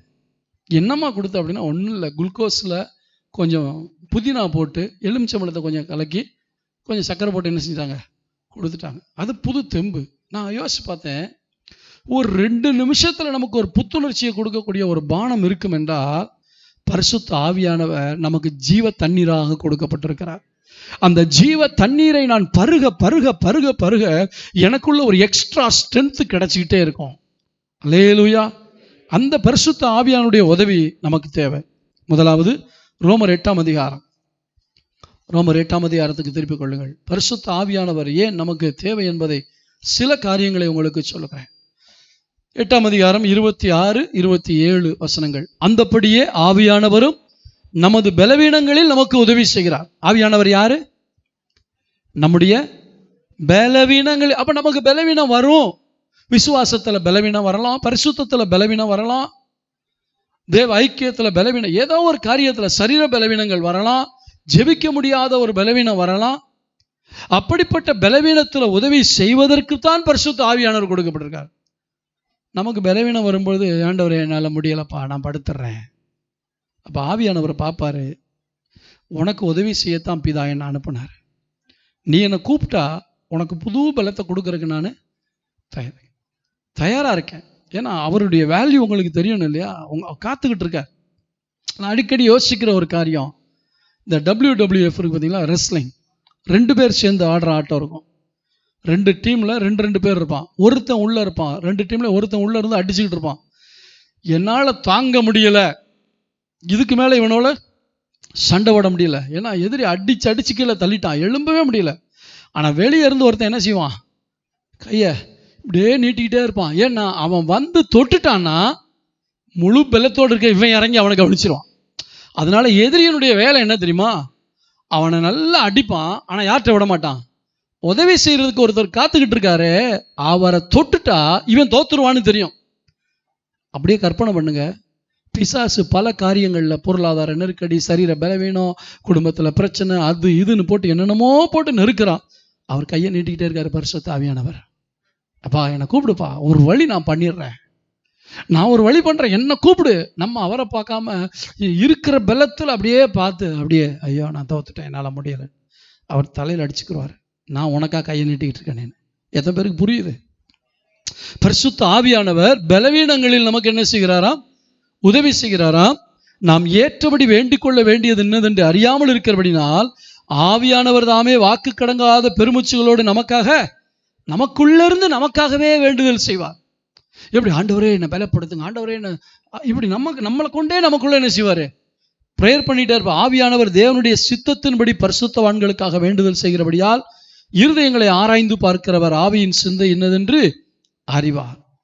அப்போ முதலாவது என்னை ஜெபிக்க வைக்கிறதுக்கு, என்னுடைய பலவீனத்தில் உதவி செய்வதற்கு பரிசுத்த ஆவியானவர் வருகிறார். பரிசுத்தம் ஆவதுதான் என்னுடைய இலக்கு. நான் பைபிள் வாசிக்கிறது, ஜெபம் பண்றது எல்லாம் எதுக்காகனா அந்த பரிசுத்தம் அடைவதுதான், அதான் இலக்கு. அல்லேலூயா. கத்திரிக்காய் வாங்கிட்டீங்க, கருவேப்பிலை வாங்கிட்டீங்க, வெங்காயம், தக்காளி, பூண்டு எல்லாம் வாங்கிட்டீங்க, பருப்பு எல்லாம் வாங்கிட்டீங்க. எதுக்காக வாங்கினீங்க? குழம்பு வைக்கிறதுக்கு. உங்கள் நோக்கம் என்ன? எல்லாம் வாங்கிட்டேன்னு தனித்தனியாக வீட்டில் வச்சுக்கிறதுக்கா? அதே போல் ஜெபம், வேத வாசிப்பு, பரிசுத்தவான்களுடைய ஐக்கியம், பரிசுத்தவான்களுடைய சேர்ந்து ஜெபிக்கிறது எல்லாம் எதுக்காக? நான் பரிசுத்தம் அடைவதற்காக. அதுக்கெல்லாம் சேர்ந்து உதவி செய்யத்தான் இந்த பரிசுத்த ஆவியானவரை நமக்கு ஆண்டவர் கொடுத்துருக்கார். நம்முடைய பலவீனங்கள் நமக்கு வரும். நம்ம வாழ்கிற பூமி பொல்லாத பூமி. சரீரப்பிரகாரமான பலவீனமும் வரும், ஆவிக்குரிய பலவீனங்களும் வரும். அந்த பலவீனங்களில் உதவி செய்யறதுக்கு தான் பிதா பரிசுத்த ஆவியானவரை அனுப்பினார். நம்ம அநேக நேரத்தில் அவரை கண்டுக்கிறதே இல்லை. பரிசுத்த ஆவியானவரை அவர் ரொம்ப வேதனைப்படுவார். நான் இருக்கும்போது நீ ஏன் இவ்வளோ கஷ்டப்படுறேன்னு. இன்னைக்கு ஒரு தீர்மானம் எடுங்க. நான் ஒவ்வொரு நாளும் 24 மணி நேரத்தில் எப்பெல்லாம் தூங்காத நேரம் இருக்கோ அந்த நேரமெல்லாம் நான் ஆவியானவரோட ஐக்கியமாக இருப்பேன். தூங்கும்போது கூட ஆவியானவரோட ஐக்கியமாக இருக்கலாம். என்னுடைய வாழ்க்கையில் அந்த அனுபவம் உண்டு. ஏனென்றால் நான் தூங்கினாலும் என்னுடைய ஆவி விழித்திருக்கிறது. என்னுடைய ஆவியும் பரிசுத்த ஆவியும் ஒன்றா இணையும்போது தூக்கத்தில் கனவு எப்படி வரும் தெரியுமா? பிரசங்கம் பண்ணுற மாதிரி வரும், ஜெபம் பண்ணுற மாதிரி வரும், ஆராதிக்கிற மாதிரி வரும். இதெல்லாம் ஆவியின் மனுஷன் செஞ்சுக்கிட்டே இருப்பான். ஆமேன்னு சொல்லுவோமா? நீங்கள் இந்த அனுபவம் இல்லாமல் விட்டீங்கன்னா கெட்ட கெட்ட கனவாக வந்து காலையில் எழுந்திரிச்சுமே இந்த கனவை பிசாசு முதல்ல கொண்டு வந்து போடுவான். அன்னைக்கு முழுசும் ஐயோ ஜெபிக்க முடியல, வேத வாசிக்க முடியலன்னு. அப்போ தூங்கும்போதே பரிசுத்த ஆவியானவர்கிட்ட ஜெபம் பண்ணிட்டு தூங்கினா அவர் இரவுல உங்கள் ஆத்மாவை பலப்படுத்திக்கிட்டே இருப்பார். இதெல்லாம் அனுபவத்தோடு நான் உங்களுக்கு சொல்லுகிறேன். ஸோ ஜெபிக்கிறதுக்கு உதவி செய்கிறார். 1 கொரிந்தியர் 2ஆம் அதிகாரம் 10ஆம் வசனத்துக்கு திருப்பிக் கொள்வோம். 1 கொரிந்தியர் 2ஆம் அதிகாரம் 9-10 எழுதியிருக்கிறபடி தேவன் தம்மில் அன்பு கூறுகிறவர்களுக்கு ஆயத்தம் பண்ணினவைகளை கண் காணவும் இல்லை, காது கேட்கவும் இல்லை, அவைகள் மனுஷனுடைய இருதயத்தில் தோன்றவும் இல்லை. நமக்கோ தேவன் அவைகளை தமது ஆவியினால் வெளிப்படுத்தினார். அந்த ஆவியானவர் எல்லாவற்றையும் தேவனுடைய ஆழங்களையும் ஆராய்ந்திருக்கிறார். அதாவது புட்டு புட்டு வைக்கக்கூடியவர், பிதாவை குறித்து புட்டு புட்டு வைக்கக்கூடியவர் யாரு? பரிசுத்த ஆவி. ஆழங்கள்னா பிதாவுடைய இருதயத்தின் அடித்தளத்தில் என்ன இருக்கோ அதையெல்லாம் அறிந்தவர் பரிசுத்த ஆவியானவர். தேவன் நமக்காய் செய்ய போகிற காரியங்கள், செய்து கொண்டிருக்கிற காரியங்கள், திட்டமிட்டு இருக்கிற காரியங்கள்லாம் நமக்கு தெரியாது. நம்ம சூழ்நிலையில் இப்போ என்ன நடக்குதோ இதை வச்சு நம்ம என்ன புலம்பிக்கிட்டே இருப்போம். தேவனுடைய திட்டம் நமக்கு தெரியாது, தேவனுடைய வெளிப்பாடு நமக்கு தெரியாது. அதனால காண்கிறது தான் நிஜம்னு சொல்லி நம்ம வாழ்ந்துகிட்டு இருப்போம். ஆனால் காணாத ஒன்றை கர்த்தர் நமக்கு வைத்திருக்கிறார். ஆனால் பரிசுத்த ஆவியானவருக்கு அது தெரியும். நீங்கள் தேவனோடு கூட இந்த பரிசுத்த ஆவியானவரோடு ஐக்கியப்படும் பொழுது இந்த ஆவியானவர் தேவனுடைய காரியங்களை உங்களுக்கு வெளிப்படுத்திக்கிட்டே இருப்பார். அப்போ உள்ளுக்குள்ள ஒரு பலம், இப்போ எனக்கு இப்படி இருக்கலாம், ஆனால் ஒரு நாள் வரும் ஆண்டவர் எனக்கு சொல்லியிருக்கிறார், ஆவியானவர் என்னை பலப்படுத்திக்கிட்டே இருக்கார். அல்லேலூயா. இந்த அனுபவத்துக்காகத்தான் கொடுத்துருக்கா. தேவனை அறிவதற்காக, தேவனை அறிகிற அறிவிலே வளர்வதற்கு, தேவன் ஆயத்தப்படுத்தி வைத்திருக்கிற காரியங்களை அறிந்து கொள்வதற்கு ஆவியானவர் எனக்கு உதவியாக கொடுக்கப்பட்டிருக்கிறார். இந்த ஆவியானவரோட நீங்கள் ஒன்றா இணையாட்டா, இப்போ நல்லா கவனிங்க, கம்ப்யூட்டரில் மெயிலுக்குள்ளே போகணுன்னா உங்கள் மெயில் ஐடி போட்டதுக்கப்புறம் என்ன செய்யணும்? மெயில் ஐடி போட்டதுக்கப்புறம் பாஸ்வேர்டு போட்டால் தான் உள்ளே போக முடியும். இந்த பாஸ்வேர்டு என்னங்கிறத நமக்கு சொல்லிக் கொடுக்குறவர் தான் பரிசுத்த ஆவியானவர். ஏன்னா உள்ளுக்குள்ளே நிறையா காரியங்கள் இருக்குது. இப்போ மொபைலில் சிலர் லாக் பேட்டர்ன் போட்டு வச்சுருவாங்க இல்லையா? யாரும் திறக்க முடியாது, அவங்களுக்கு மட்டும்தான் தெரியும். ஏன்னா உள்ளுக்குள்ளே சில சீக்ரெட்லாம் வச்சுருப்பாங்க, யாரும் பார்க்கக்கூடாது அப்படின்ட்டு. தேவ பிள்ளைக்கு எந்த சீக்ரெட்டும் இருக்கக்கூடாது. நான் பொதுவாக சொல்ல, எந்த ஒரு தேவ பிள்ளையும் பேட்டர்ன் போடவே, யார் எப்போனாலும் என் மொபைலை பார்த்துக்கிறட்டும், அந்த அளவுக்கு வெளியே திறந்த வெளியே நம்ம இருக்கணும். அப்போ உள்ளுக்குள்ளே எவ்வளவோ காரியங்கள் இருந்தாலும் பாஸ்வேர்டு மட்டும் தெரியலன்னு வச்சுங்க. இப்போ உதாரணத்துக்கு அதை விட்டுருங்களேன். இப்போ ஒரு வீட்டுக்கு போகிறீங்க, நானே இருக்கிறேன், வெளிநாட்டுக்கு போகிறேன். அந்த வீட்டுக்கு போன உடனே அந்த வீட்டில் இன்டர்நெட் இருக்குது, அங்கே வைஃபை இருக்குது. அந்த வைஃபை அந்த ஐடியெல்லாம் என்னன்னு கேட்குறேன், ஐடி சொல்கிறாங்க. அப்புறம் எல்லாரும் அதை யூஸ் பண்ணுறாங்க, என்னால் மட்டும் யூஸ் பண்ண முடியல. ஏன்னா அதனுடைய பாஸ்வேர்டு எனக்கு தெரியல. அவங்க பாஸ்வேர்டு கொடுத்ததுக்கப்புறம் எனக்கு வேண்டியதெல்லாம் நான் என்ன செய்கிறேன், அனுபவிக்கிறேன். இதை போல தான் பரிசுத்த ஆவியானவர் தான் அந்த பாஸ்வேர்டு. அவரை மட்டும் கூப்பிட்டீங்கன்னா தேவன் உங்கள் எதிர்காலத்தை குறித்து என்ன திட்டம் வச்சுருக்கார், உங்கள் வாழ்க்கையினுடைய ஒவ்வொரு காரியத்திலையும் தேவன் என்ன யோசிக்கிறாருங்கிறத அவர் உங்களுக்கு சொல்லிக் கொடுத்துக்கிட்டே இருப்பார். அதான் தேவனுடைய ஆழங்களை அறிந்திருக்கிறவர். ஆமேன்னு சொல்லுவோமா? ஒரு தீர்மானம் பண்ணுங்க, ஆவியானவரே எப்போ உங்களோட நான் ஐக்கியமாக இருப்பேன். பரிசுத்த ஆவியானவரே காலை வந்தனம் அப்படின்னு ஒரு புஸ்தகத்தை பாஸ்டர் பென்ஹின் எழுதியிருக்கிறார். பரிசுத்த ஆவியானவர் தான் என் வாழ்க்கையின் பங்குதாரர் என்று பாஸ்டர் பால்யாங்கிச்சோ டேவிட்யாங்கிச்சோ அவர் எழுதியிருக்கிறார். நான் ஆரம்ப காலங்களில் இப்படிப்பட்ட புத்தகத்தை எல்லாம் படித்தபடினா இந்த ஆவியானவரோடு இருக்கிறதான அந்த உறவை அடிக்கடி பலப்படுத்திக்கிட்டே புதுப்பித்து கொண்டே இருக்க ஆண்டவர் உதவி செய்ய. இன்னைக்கு நமக்கு என்ன பழக்கம் இல்லைன்னா, என்ன பழக்கம் இல்லை, படிக்கிற பழக்கம் இல்லை. எந்த பழக்கமாக மாறிடுச்சு? பார்க்கறது, கேட்கறது. பார்ப்போம், கேட்போம், ஆனால் என்ன செய்ய மாட்டோம், படிக்க மாட்டோம். நல்ல கவனிங்க, ஒரு தேவ பிள்ளை சாகிற வரைக்கும் படிச்சுக்கிட்டே இருக்கணும். படிக்கிறத மட்டும் நிப்பாட்டவே கூடாது. பரிசுத்த ஆவியானவர் நமக்கு சொல்லி கொடுத்துக்கிட்டே இருக்கார். மூன்றாவதாக அப்போஸ்தலர் 4ஆம் அதிகாரம் 8ஆம் வசனத்தை வாசிக்கலாம். அப்போஸ்தலர் 4ஆம் அதிகாரத்துக்கு என்னோடு கூட திருப்பிக் கொள்ளுங்கள். 8ஆம் வசனம். அப்பொழுது பேதுரு பரிசுத்த ஆவியினாலே நிறைந்து அவர்களை நோக்கி, ஜனத்தின் அதிகாரிகளே, இஸ்ரவேலின் மூப்பரே என்று சொல்லிவிட்டு அவன் பல காரியங்களை இங்கே சொல்லுகிறதை பார்க்கிறோம். அப்படி சொன்ன பின்பு 18ஆம் வசனத்தில் பாருங்க, அவர்களை அழைத்து இயேசுவின் நாமத்தை குறித்து எவ்வளவும் பேசவும் போதிக்கக்கூடாது என்று அவர்களுக்கு கட்டளையிட்டார்கள். பேதுருவும் யோவானும் அவர்களுக்கு பிரதியுத்தரமாக, தேவனுக்கு செவி கொடுப்பதை பார்க்கலும் உங்களுக்கு செவி கொடுக்கிறது தேவனுக்கு முன்பாக நியாயமா இருக்குமோ என்று நீங்களே நிதானித்து. இப்ப பரிசுத்த ஆவியானவர் உங்களுக்கு என்ன கொடுக்கிறாரு? தைரியம் கொடுக்கிறார். ஆமென் சொல்லுவோமா? எந்த யூதர்களுக்கு பயந்து வாழ்ந்தார்களோ, எந்த சூழ்நிலைக்கு பயந்து வாழ்ந்தார்களோ, அந்த சூழ்நிலையில தைரியமாய் நிற்பதற்கு யார் உதவி செய்கிறது? பரிசுத்த ஆவியினால நிறைஞ்ச உடனே எந்த பிரச்சனையும் ஃபேஸ் பண்றதுக்கு இவருக்கு ஒரு தில்லு வருது. ஆமென் சொல்லுவோமா? அப்ப பரிசுத்த ஆவியானவர் எந்த பிரச்சனை, போராட்டம், சவால்களுக்கு முன்பாக நிற்பதற்கு எனக்கு உதவி செய்கிறார். அதான் பரிசுத்த ஆவியானுடைய வேலை. அங்க பேதுரு சொல்றார், நின்று சொல்றார் தைரியமா, நாங்க தேவனுக்கு கீழ்ப்படிகிறத பார்க்கலாம், மனுஷனுக்கு கீழ்ப்படிய முடியுமா? எவ்வளவு தைரியம் இருந்தா பிரதான ஆசாரியர், இவர் யார்? மீன் பிடிக்கிற சாதாரண ஒரு ஆளு. பிரதான ஆசாரியர், வேதபாரகர்கள், பரிசேயர்களா இருக்காங்க. அவங்கள்ட்ட முன்னாடி நின்று தைரியமா பேசக்கூடிய அளவுக்கு இந்த தைரியம் எப்படி வந்துச்சுன்னா என்ன இருக்கு பாருங்க. சாதாரணமா அந்த காலையில டாஸ்மார்க்கு போறதுக்கு முன்னாடி பூனை போல இருப்பான். ஏதாச்சும் சரிங்க சரிங்க, மனைவி ஏதாச்சும் கூட சரிம்மா ஏதோ போமா விட்டுருமா விட்டுருமா அப்படின்ட்டு போவான். கொஞ்சம் போட்டு வந்துட்டான்னு வச்சுங்க, டேய் யாரு என்ன, அவனுக்கு உள்ள போட்டோமே என்ன வருது? நீங்கள் மதுபான வெறி கொள்ளாமல் பரிசுத்த ஆவினாலே நிறைந்து. எப்படி கம்பேர் பண்றாரு பாருங்க ஆவியானவர். மதுபான ஒரு மனுஷனுக்குள்ள போகும்பொழுது அவனை என்னென்னமோ பண்ணுது. அதுவே அப்படி பண்ணுனா ஜீவ தண்ணீர் ஆகிய பரிசுத்த ஆவியானவரை நீ பருகும் பொழுது உனக்குள்ள ஒரு தில்லை கொடுக்கிறார், ஒரு தைரியத்தை கொடுக்கிறார், ஒரு பலத்தை கொடுக்கிறார். ஸோ 24 hours அந்த ஆவியானவரோட. நான் நிறைய நேரத்தில் வீட்டில் சாப்பிட்டுக்கிட்டு இருக்கும்போது எல்லாரோடையும் பேசிக்கிட்டு இருக்கும்போது உள்ள பரிசுத்த ஆவியானவரோட உறவில் இருப்பேன். அந்த அந்த அனுபவம் உங்களுக்கு வரணும். எவ்வளவு என்கேஜாக இருந்தாலும் நம்ம உள்ள பரிசுத்த ஆவியானவரோட என்ன செய்யணும்? ஐக்கியமாக இருக்கணும். இந்த ஐக்கியத்தில் நம்ம தவறும் போது தான் பிசாசு அந்த இடம் பார்த்து என்ன செய்வான்? நம்மளை தட்டிடுவான், கோவப்பட வச்சிருவான், சண்டை போட வச்சிருவான், எரிச்சல் அடைய வச்சிருவான். அதை மட்டும் காத்துக்கிறணும், அதில் நம்ம தெளிவாக இருக்கணும். அப்போஸ்தலர் 13ஆம் அதிகாரம் 9ஆம் வசனத்தை வாசிங்க. 13ஆம் அதிகாரம் 9ஆம் வசனம். பரிசுத்த ஆவியானவரை குறித்து நாம் பார்க்கிறோம். 13:9. அப்பொழுது பவுல் என்று சொல்லப்பட்ட சவுல் பரிசுத்த ஆவியினால் நிறைந்தவனாய் அவனை உற்று பார்த்து, எல்லா கபடமும் எல்லா பொல்லாங்கும் நிறைந்தவனே, பிசாசின் மகனே, நீதிக்கெல்லாம் பகையனே, கர்த்தருடைய செம்மையான வழிகளை புரட்டுவதில் ஓயமாட்டாயோ என்று ஒரு மாய வித்தைக்காரன், சாத்தானுடைய சக்தியை பெற்ற ஒரு மாய வித்தைக்காரனுக்கு முன்பாக தைரியமாய் நின்று அசுத்த ஆவிகளை எதிர்த்து பிசாசை எதிர்ப்பதற்குரிய உதவி செய்தவர் யார்? பரிசுத்த ஆவியானவர். ஆமென். இன்னைக்கு விசுவாசிகள் கூட எனக்கு அவங்க அப்படி பண்ணியிருப்பாங்களோ, இவங்க இப்படி பண்ணியிருப்பாங்களோ, இவங்க சூனியம் வச்சிருப்பாங்களோ, அப்படி வச்சிருப்பாங்க. நீங்க உண்மையிலே தேவனுடைய பிள்ளையா இருந்தா அவங்க வச்சாலும் அது உங்களுக்கு பலிக்காது. ஏன்னா உங்களுக்குள்ள யார் இருக்கிறது? பரிசுத்த ஆவியானவர் இருக்கா. எதை பார்த்தும் பயப்படக்கூடாது. பிரச்சனைகளுக்கு முன்பாக நிற்க பலன், பிசாசை எதிர்க்க பலன். இதை தர்றவர் யாரு? பவுல் இதெல்லாம் எதிர்க்கிறதுக்கு முன்னாடி ஒரு காரியத்தை செய்கிறாரு.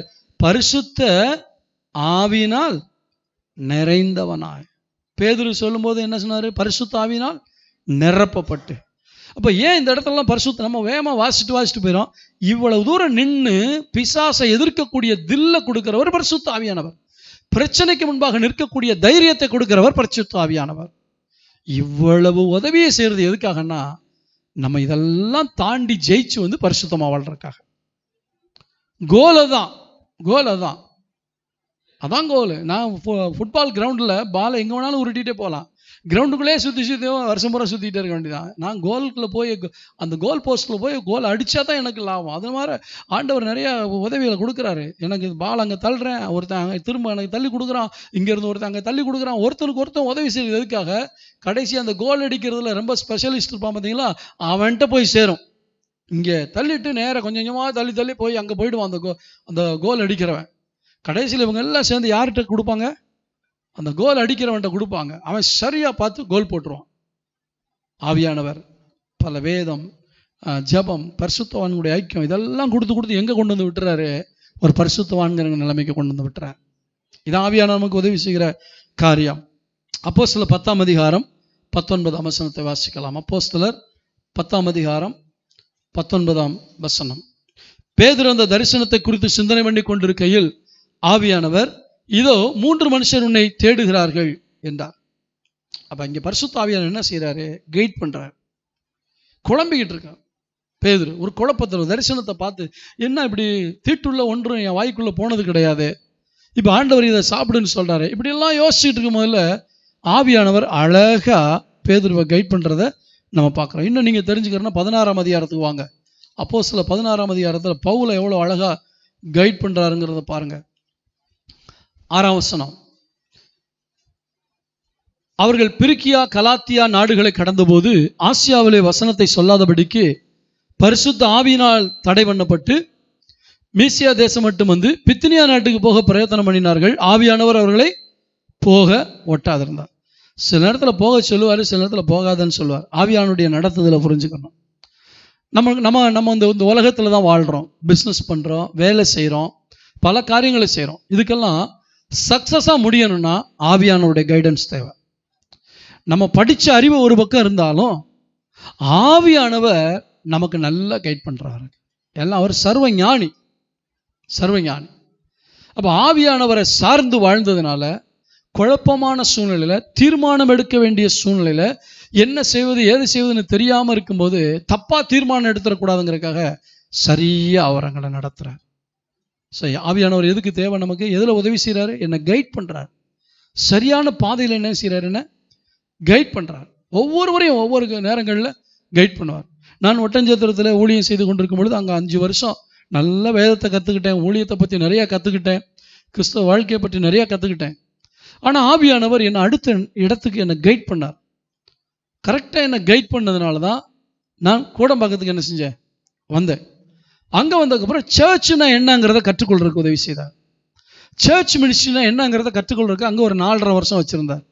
அதுக்கப்புறம் அந்த நேரம் வந்தமே மெதுவாக கைட் பண்ணார். நீ போ, உன்னை தனியாக உன்னை ஊழியத்துக்கு அழைத்திருக்கிறேன். நம்முடைய சபையை குறித்தே நான் சொல்லுவேன், எல்லாரும் எப்போவுமே இங்கேயே உட்காந்து பாடிக்கிட்டே இருக்கணுங்கிற அவசியம். நீங்கள்லாம் வளர்ந்து பல இடங்களில் ஊழியம் செய்யணும். ஆமேன்னு சொல்லுவோமா? நல்லா வளரணும். ஆண்டவர் கைட் பண்ணுவார். ஸ்தோத்திரம்.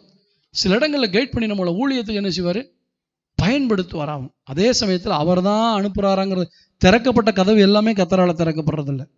நம்ம ஐக்கியத்தை விட்டு சிதறடிச்சு நான் அங்கே ஊழியம் செய்கிறேன், இங்கே ஊழியம் செய்கிறேன், அங்கே ஊழியம் செய்கிறேன்ட்டு ஒரு ஐக்கியத்தில் இல்லாமல், நமக்கு மேலே ஒரு அதிகாரி இல்லாமல் அப்படியே போயிடுறவங்க நிறைய பேர் கெட்டு போயிடுறாங்க. நமக்கு ஒரு சபை தேவை, சபை ஐக்கியம் தேவை. அதில் பெற்றுக்கொண்டதை பல இடங்களிலே நாம் பயன்படலாம். ஆமென் சொல்லுவோமா? அப்போ பரிசுத்த ஆவியானவர் சரியான பாதையில் வழிநடத்தி கொண்டு போய் கொண்டே இருக்கிறார். 13ஆம் அதிகாரம் 2ஆம் வசனத்துக்கு எடுத்துக்கொள்ளுங்கள். அப்போஸ்தலர் 13ஆம் அதிகாரம் 2ஆம் வசனம். அவர்கள் கர்த்தருக்கு ஆராதனை செய்து உபவாசித்து கொண்டிருந்த போது பர்னபாவையும் சவுலையும் நான் அழைத்த ஊழியத்துக்காக அவர்களை பிரித்து விடுங்கள் என்று பரிசுத்த ஆவியானவர் திருவுளம் பற்றினார். இப்போ புதிய ஏற்பாட்டில் பார்த்தீங்கன்னா அதிகமாக பரிசுத்த ஆவியானவர் இயேசு கிறிஸ்து தன்னுடைய கிரியைகளை செஞ்சு முடிச்சதுக்கப்புறம் இப்போ யாருடைய கிரியை நடந்து கொண்டு இருக்கிறது? பரிசுத்த ஆவியானுடைய கிரியை. அப்போ நீங்கள் அதிகமாக யாருடைய உதவியை தேடணும்? பரிசுத்த ஆவியானுடைய. பாவ மன்னிப்புக்காக ஜெபம் இயேசுவின் நாமத்தில் ஏறெடுக்கணும், இயேசுவின் ரத்தம் நம்மளை கழுவணும். இதெல்லாம் இயேசு தேவை. பிதா 3 தெய்வம் இல்லை, ஒரே தெய்வம் தான். 3 விதங்களில் பார்க்குறோம். அப்போ இன்னைக்கு எனக்கு உதவி செய்யறதுக்கு பரிசுத்த ஆவியானவர் கொடுத்துருக்கும் போது நான் பரிசுத்த ஆவியானவர் என்ன செய்யக்கூடாது? விட்டு விடவே கூடாது. யோவான் 14ஆம் அதிகாரம் 16ஆம் வசனத்துக்கு திருப்பிக் கொள்ளுங்கள். யோவான் 14ஆம் அதிகாரம் 16ஆம் வசனத்தில், நான் பிதாவை வேண்டிக் கொள்ளுவேன், அப்பொழுது என்றைக்கும் உங்களுடனே இருக்கும்படி சத்திய ஆவியாகிய வேறொரு தேற்றவாளனை அவர் உங்களுக்கு யாரை தந்தருளுவார்? பரிசுத்த ஆவியானவர்னு சொல்லல, ஆனால் யாருன்னு சொல்றாரு? தேற்றரவாளன்னா என்ன? அவருடைய வேலை என்னது? தேற்றுவது.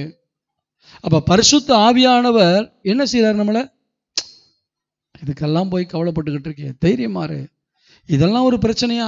பயப்படாத. இப்படியெல்லாம் நம்மளை தேற்றக்கூடியவர் யாரு?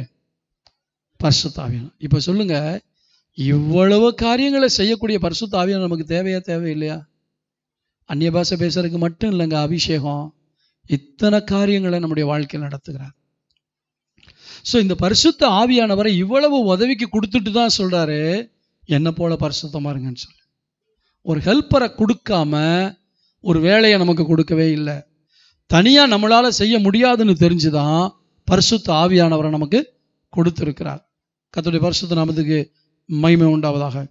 நான் யோசித்து பார்த்தேன், யோசேப்பை அடிமைத்தனத்திலிருந்து வெளியே வருவதற்கு உதவி செய்கிறத விட அந்த அடிமைத்தனத்தில் இருந்தாலும் பாவம் செஞ்சிடாதபடி அவனை பரிசுத்தவானாவே காத்துக்கிறதுக்கு பரிசுத்த ஆவியானவர் உதவி செய்தார். ஏன்னா பார்வனை சொல்றான், தேவ ஆவியை பெற்ற இவனை போல வேற யாரும் இல்லைன்னு சொல்றானே. அப்போ ஆவியானவர் அவன் மேலே இருந்ததுனால ஆவியானவர் அந்த அடிமைத்தனங்கிற அந்த அந்த அடிமை என்கிற நிலைமையிலேருந்து வெளியே கொண்டு வரதில் உதவி செய்யலை. அதுக்கு ஒரு திட்டம் வச்சுருந்தார். ஆனால் எந்த நிலைமையிலையும் போத்திபாருடைய மனைவிட்ட பாவம் செய்யக்கூடிய சூழ்நிலை வந்தபோது கூட அவன் பாவம் மட்டும் செஞ்சிடாதபடிக்கு அவனுக்கு உதவி செஞ்சுக்கிட்டே இருந்தார். அல்லேலூயா, கர்த்தருக்கு ஸ்தோத்திரம். இந்த பரிசுத்த ஆவியானுடைய மிக முக்கியமான வேலை என்ன தெரியுமா? பாவத்தை குறித்தும் நீதியை குறித்தும் நியாயத்தீர்ப்பு குறித்தும் உணர்த்துகிறவர். உணர்வு இல்லாதவர்களுடைய இருதயம் இருள் அடைஞ்சிரும். ஒரு பாவம் எப்போ இயேசு கிறிஸ்துவை நம்ம ஏற்றுக்கொண்ட உடனே நமக்கு கிடைக்கிற மிகப்பெரிய ஆசீர்வாதம் தவறுகளை உணரக்கூடிய ஒரு இருதயம். அதுக்கு யாரையா பாவம் செய்யலை அப்படின்னு. ஆனால் ஆவியானவர் வந்துட்டாருன்னா தவறுகளை உணரக்கூடிய உணர்வை கொடுப்பார். அந்த உணர்வு வந்தால் தானே ஆண்டவர்கிட்ட போய் மன்னிப்பு கேட்க முடியும். நான் என்ன தப்பு பண்ணிட்டேன் அப்படின்னு சொன்னால் மன்னிப்பு கேட்க முடியாது. அப்போ பரிசுத்த ஆவியானவர் நம்மை உணர்த்துகிறவராக இருக்கிறார். இவ்வளவு உதவி செய்கிற ஆவியானவரோட கொஞ்ச நேரம் பேசுவோமா? எல்லாரும் இருக்கிற இடத்துல கண்களை மூடி தலைகளை தாழ்த்தி. ஹல்லேலூயா, thank you Jesus. தேவாதி தேவனின் ஆழங்களை ஆராய்ந்து அறிபவரே. எல்லாம் சொல்லுவோமா?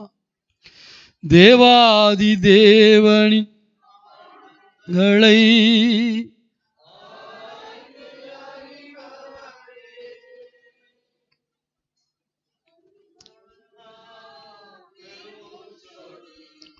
ஜெபித்திட வாருமையா, சொல்லொன்னா. ஆமென். ஆவியானவரை பார்த்து ஒரு வார்த்தை சொல்லுவோம். என்னை ஆட்கொண்டு நடத்துங்க ஆண்டவரே, என்னை ஆட்கொண்டு நடத்துங்க ஆண்டவரே, என்னை ஆட்கொண்டு நடத்துங்க ஆண்டவரே. கொஞ்ச நேரம் ஒப்பு கொடுங்க ஆவியானவருக்கு.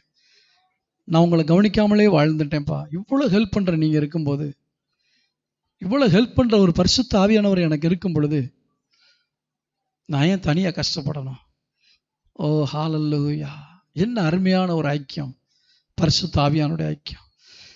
மகதன ஹஷ்யதலஹரதியரபலபா கரதரபா. மனதை புதிதாக்கும் மன்னவனே, மறுரூபமாக்கும் ஐயா. மனதை புதிதாக்கும் மன்னவனே, மறுரூபமாக்கும் ஐயா. ராஜாவின் இரண்டாம் வருகைக்காக என்னாலும் ஏங்கச் செய்யும். இயேசு ராஜாவின் இரண்டாம் வருகைக்காக என்னாலும் ஏங்கச் செய்யும். ஆட்கொண்டு எங்களை அனலாக்கும், ஆட்கொண்டு எங்களை அனலாக்கும். அன்பினால் இன்று அலங்கரியும், அன்பினால் இன்று அலங்கரியும். ஆவியான எங்கள் அன்பு அடியோரை ஆட்கொண்டு நடத்துமே. ஆவியான அடியோரை ஆட்கொண்டு நடத்துமே. நல்ல பிதாவே, பரிசுத்த ஆவியானவருடைய ஐக்கியம் எவ்வளவு முக்கியம் என்பதை எங்களுக்கு இன்றைக்கு விவரித்து காண்பித்து, இந்த வேதத்தை நாங்கள் வாசித்தாலும் இதையெல்லாம் புரிந்து கொள்ள வைக்கிறவர் பரிசுத்த ஆவியானவர் அல்லவா?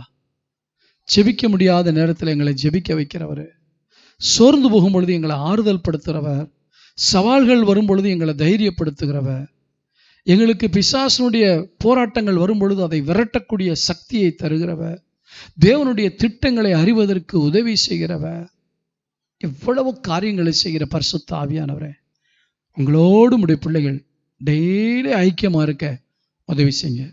இந்த பரிசுத்த ஆவியானுடைய ஐக்கியம்தான் எங்களை பரிசுத்தவான்களாய் மாற்றும். அவருடைய உதவியினால் தான் நாங்கள் பாவத்தை ஜெயித்து பரிசுத்தவான்களாய் நிற்க முடியும் என்பதை நாங்கள் அறிந்து மோடு நேரம் செலவிட கிருபைத்தார். வந்த பிள்ளைகளை ஆசீர்வதிங்க, அவங்களுடைய தேவைகளை சந்திங்க, அற்புதமாக வழி நடத்துங்க. இயேசுவின் நாமத்தில் பிதாவே, ஆமென். என் ஆத்துமாவே கர்த்தரை ஸ்தோத்திரி, என் முழு உள்ளமே அவருடைய பரிசுத்த நாமத்தை ஸ்தோத்திரி. என் ஆத்துமாவே கர்த்தரை ஸ்தோத்திரி, அவர் செய்த சகல உபகாரங்களை மறவாதே. ஆமென். நம்முடைய கர்த்தராகிய இயேசு கிறிஸ்துவின் கிருபையும் பிதாவாகிய தேவனுடைய அன்பும் பரிசுத்த ஆவியானுடைய அந்யோன்ய ஐக்கியமும் நம் அனைவரோடும் அவருடைய வரை வரைக்கும் என்னைக்கும் தங்கியிருப்பதாக. ஆமென், ஆமென். அல்லேலூயா. கர்த்தர் உங்களை ஆசீர்வதிப்பார்.